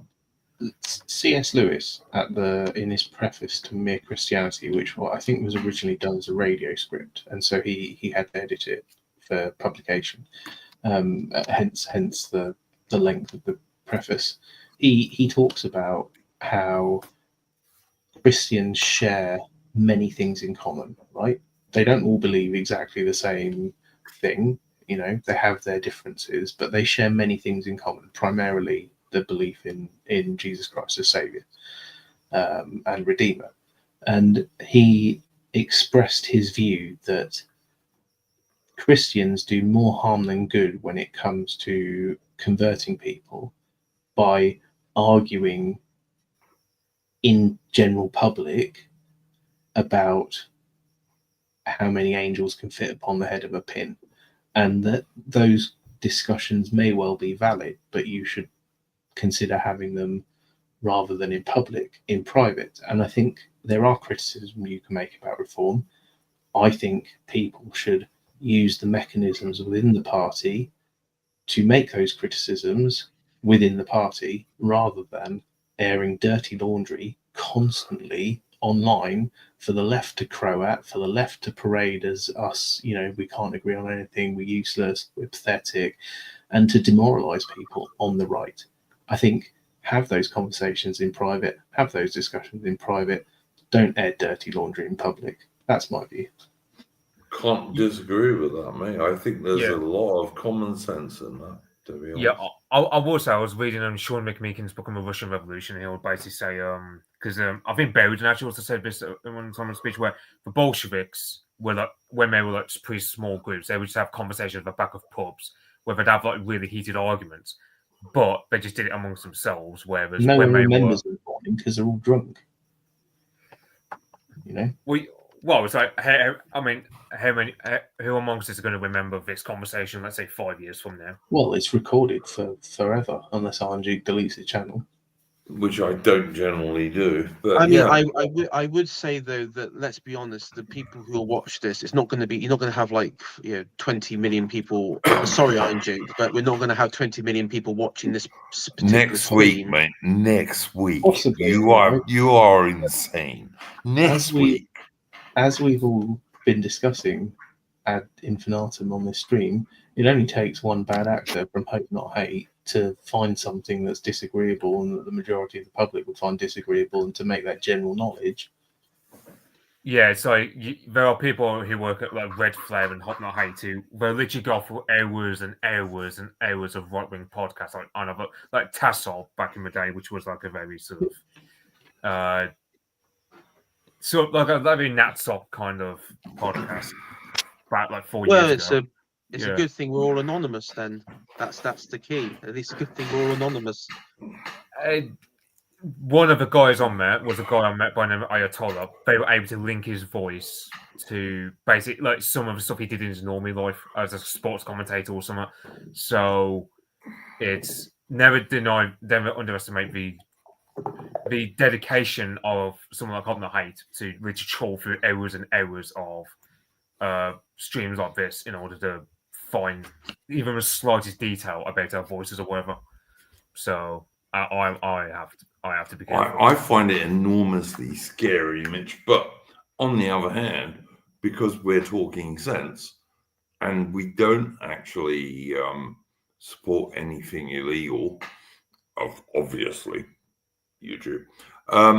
Yeah, I just think the John and AI have been having a reasonable conversation for the last, 40 minutes, which is better than them getting very heated about each other. Because I'm going to say it again, I don't think there's an enormous difference between either of them. Yeah, there are disagreements. I have disagreements with Farage and Reform. But on the other hand, they're our best bet at the moment. They really are. Hitman, what do you think? Well, as I've said previously, we have no other alternative, so we'll support them for now, but we'll see what happens. That's exactly my view, Hitman. There you go. There's the realist Anglo-Celtic view. That's my view too. But I'm glad you guys are not now internet shouting at each other and just having a conversation. I think that's a much better way to go about things. And it gives the left no reason to like attack us, as far as I'm concerned. And I hate the left, but it's most of the British media, it's most of the British establishment. That's our enemies. And it doesn't matter if they're the so-called Conservative Party or Labour, they're our enemies. Whereas I don't think necessarily Farage and Reform are. They may be. It may turn out that way. But we have to wait and see on that.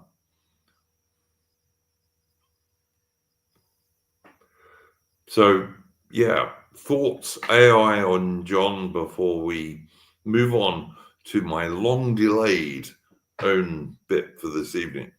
I was about to say I've got to go at 1. Yeah, I'll be heading off as well, John. Yeah, that's all right, I'm guys. Duke, sorry. I'll be heading off now. So thanks for having me on. I'll plug my channel, so I'll leave you all to it. Have a good one. All right, I'm just going to say both AI and John are always welcome to come on this channel. They want to come on this channel. All they have to do is say, yeah, I'm available, and I will invite them. And I don't totally agree with either of them. I'm kind of in the middle on this. You're a dirty fence sitter.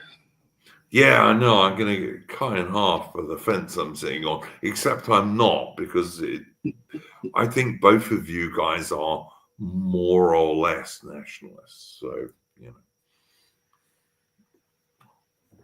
you're both more or less nationalists and more or less both Anglo-Celtic, actual, real British people. And that's my friend-enemy distinction. If you're pro-Anglo-Celtic British people, for the most part, then you can be my friend. If you're not, then you can't. It's as simple as that, really. But anyway, thank you, AI. Do go and check out AI Shire Tory. It's a good YouTube channel. And do go and check out John's channel, which is the Worcester Club. And they one of the things they have is a brilliant series on the Peloponnesian War, the war between Athens and Sparta in ancient Greece. And it's run by a guy called Jack, who is an excellent historian. And it's really good. I listen to it every week. It's usually like an hour or so, and really, really good history show. So I would recommend that, guys.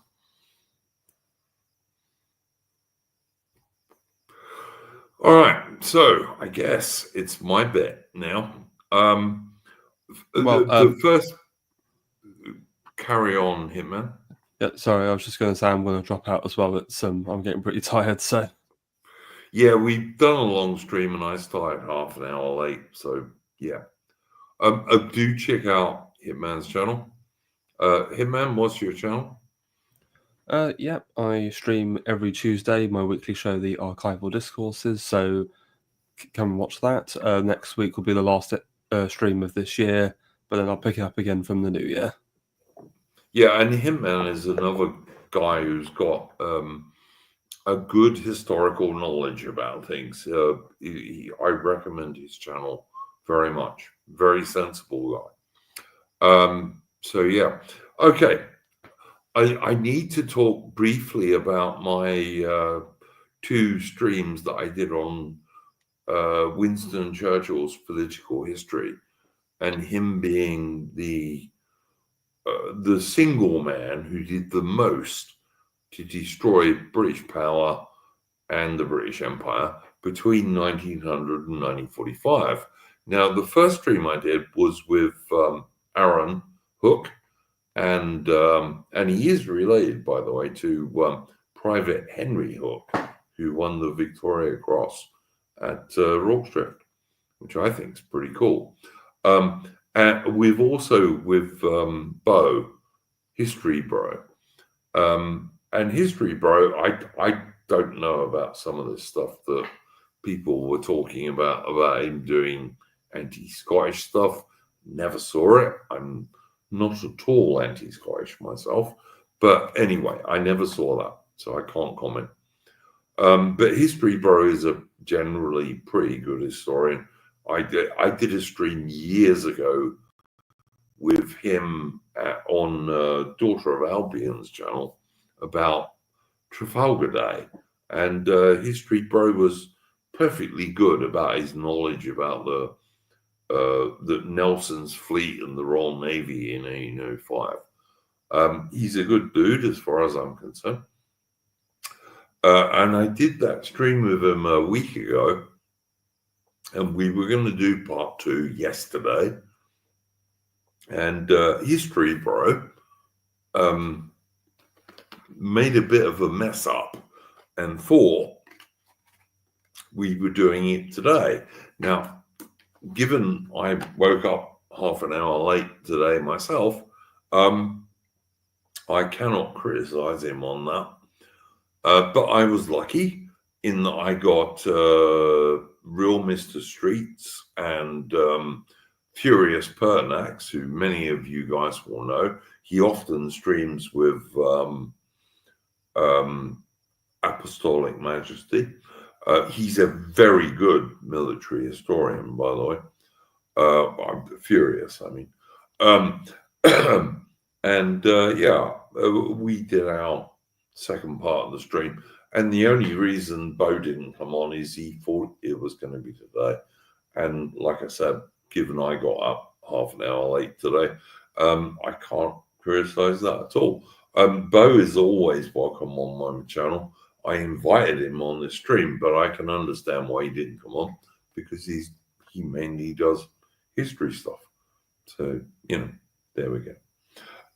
But yeah, all true. Apart from that, I don't think I did such a good job on the last stream, because the first stream I'd worked on for like a month, and the second stream I'd worked on for a week. So I don't think I did quite such a good job, but I still think we covered Winston Churchill from 1933 to 1945 fairly well. But, whatever. So my final topic for this evening is that the Royal Navy has just given the command of HMS Queen Elizabeth to a female officer. And the only way she is the captain of one of the 2 most important ships in the Royal Navy is because she was fast-tracked, because she was a woman. She would never have been otherwise.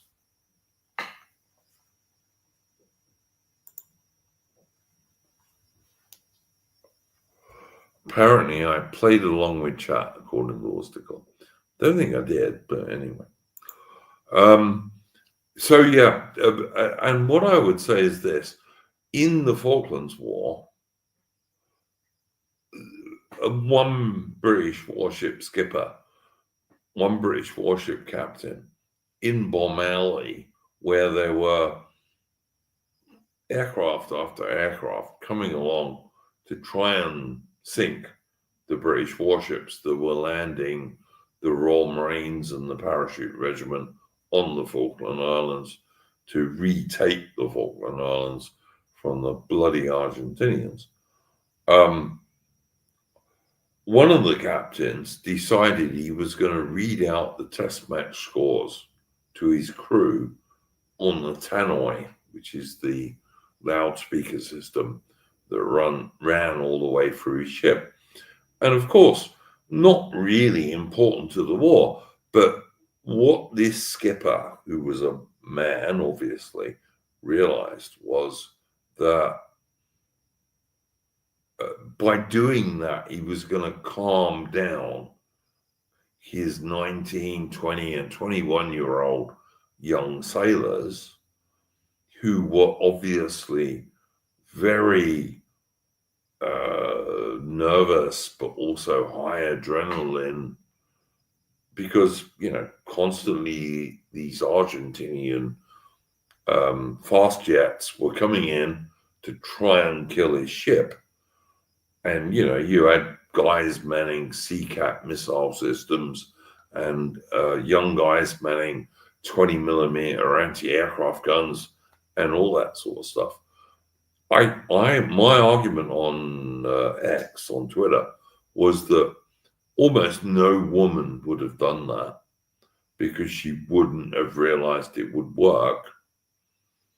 And, you know, you can take a woman and over promote her in the military, as they do constantly in Britain and America these days, amongst other nations. Australia, Canada certainly does the same thing. New Zealand, we recently saw a New Zealand warship sunk because a woman didn't remember to turn off the autopilot. But no woman is going to realize that, because women don't understand leadership. Not one woman in 1,000 is a leader. Many men are, up to a certain point, but almost no women are.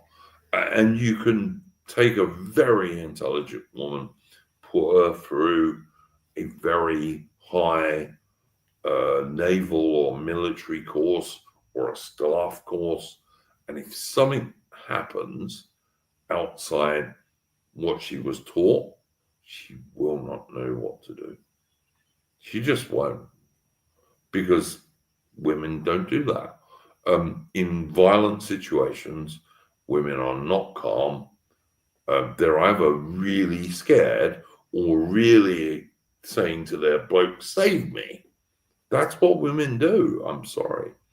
And in the West, we have this ridiculous situation where we pretend that women and men are the same, and they're not. They're just not. You know, no woman, unless she's trying to save her child, if a woman's trying to save her child, she might do something extraordinarily brave because it's a female instinct. But other than that, yeah, not gonna happen. Not gonna happen. But yeah, Aubrey Alley, you're wrong about this, all right? You just are. But anyway, women are not good leaders, and they're certainly very bad leaders of men, because men need certain things to make them leaders. The captain, the skipper of a Royal Navy warship, doesn't just need to be a technically advanced, well-trained person. They need to be a leader of men, because they eventually they're going to end up fighting a battle against the enemy. And the only way you win a battle against the enemy is to get your men like the best they can possibly be. And women are no good at that. And anyone in the West who thinks they are is deluding and kidding themselves. Anyway, that was my final point. Mitch, anything else to say? I mean, I'm on top. I mean, I can understand, let's say, women, and even men with politics, it's like what, 1 in 10,000, 1 in a million, something like that. Like, let's say a woman like Maggie Thatcher, yeah, fair enough, she could do all in politics, but she's like a diamond in the rough. So, and it's like, I mean, and it's reference to like the armed forces. I wouldn't really have women anywhere near combat roles. I'll just have them, like, let's say, acting as nurses, for argument's sake. That's what they do. 100%. Especially on a ship where, let's say, you know, you can imagine, let's say, I don't know, you might have a captain of a ship. He might have his wife on board because she might be she might be a good, you know, she might fulfill the same role as, like, what Florence Nightingale would have done for the troops back in Crimea. Yeah, War. you might have a female nurse on a warship who was great. That's perfectly possible. Yeah, I agree with that. Yeah, but I don't trust women to stuff. Like, I don't trust women with, knowing how to fire a gun, because I don't know if you saw that Spanish army clip from like ages ago where, it was like this old Napoleon era cannon about some anniversary or whatever. The woman couldn't fire it, she couldn't pull the cord. And in the end, it had to be some like burly 6-foot bloke with a mustache who had to fire the cannon because the women could just Yeah, do she it. couldn't pull it hard enough. Yes, I have seen that clip. Yeah, and it's common for that sort of thing.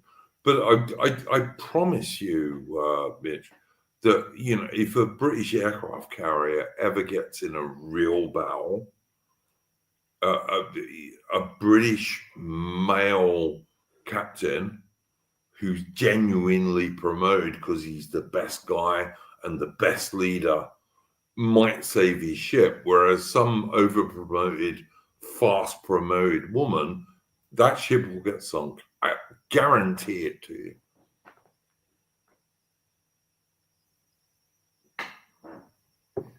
But that was the only point I wanted to make on this stream. And I think anyone with any military experience really knows that. And most of the guys who actually have some are too frightened to say it.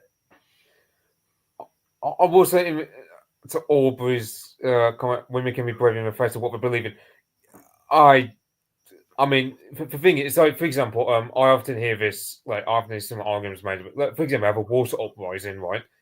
The women weren't firing the guns. Like, let's say they'd reload the guns, they'd be out of sight from enemy German rifles shooting at them. You'd probably have them hiding in cover, unless they're loading weapons for the men to fire said guns. But you wouldn't see the women actually using the submachine gun to work. And women can do that if they can hide and reload guns. I'm sure they can do that. Yeah, sure. Yeah, or they perhaps act as nurses, or perhaps I don't know, they would take care of, let's say, children, or they wouldn't be expected to take Listen, on combat roles. I am not anti-women. There are many things that women do better than men.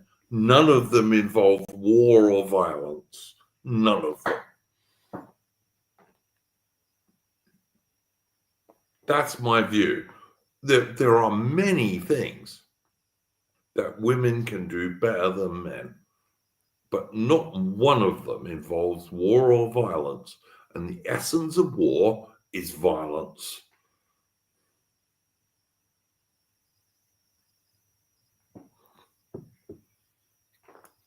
Anyway, that's my final point.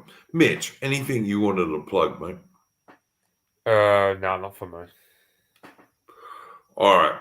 Do go and check out Mitch on Twitter, which is Anglo Gropnik, I do believe, isn't it? Yeah, Anglo Gopnik. Go and check Mitch out on Twitter. One final point before we go. I'm looking, hopefully, probably in the new year, to do a stream with Furious Pertinax, the Pastor Ozzy, as people call him, and also maybe Costa Glory, which is an excellent ancient history channel, on probably Caesar. But yeah, so I'm looking forward to doing that because I absolutely love anything to do with history. And, it's my main love in many respects. So that may happen. We'll wait and see. Thank you very much to my guests this evening, to Mitch and Atman, AI, and John, and Hitman. Thank you very much to those guys. Go and check out the YouTube channels. We'll be back next week for our final stream of the year because we're going to take a break after that for Christmas and New Year. And don't let the bastards grind you down, boys. In the meantime, we will see you soon. Go on.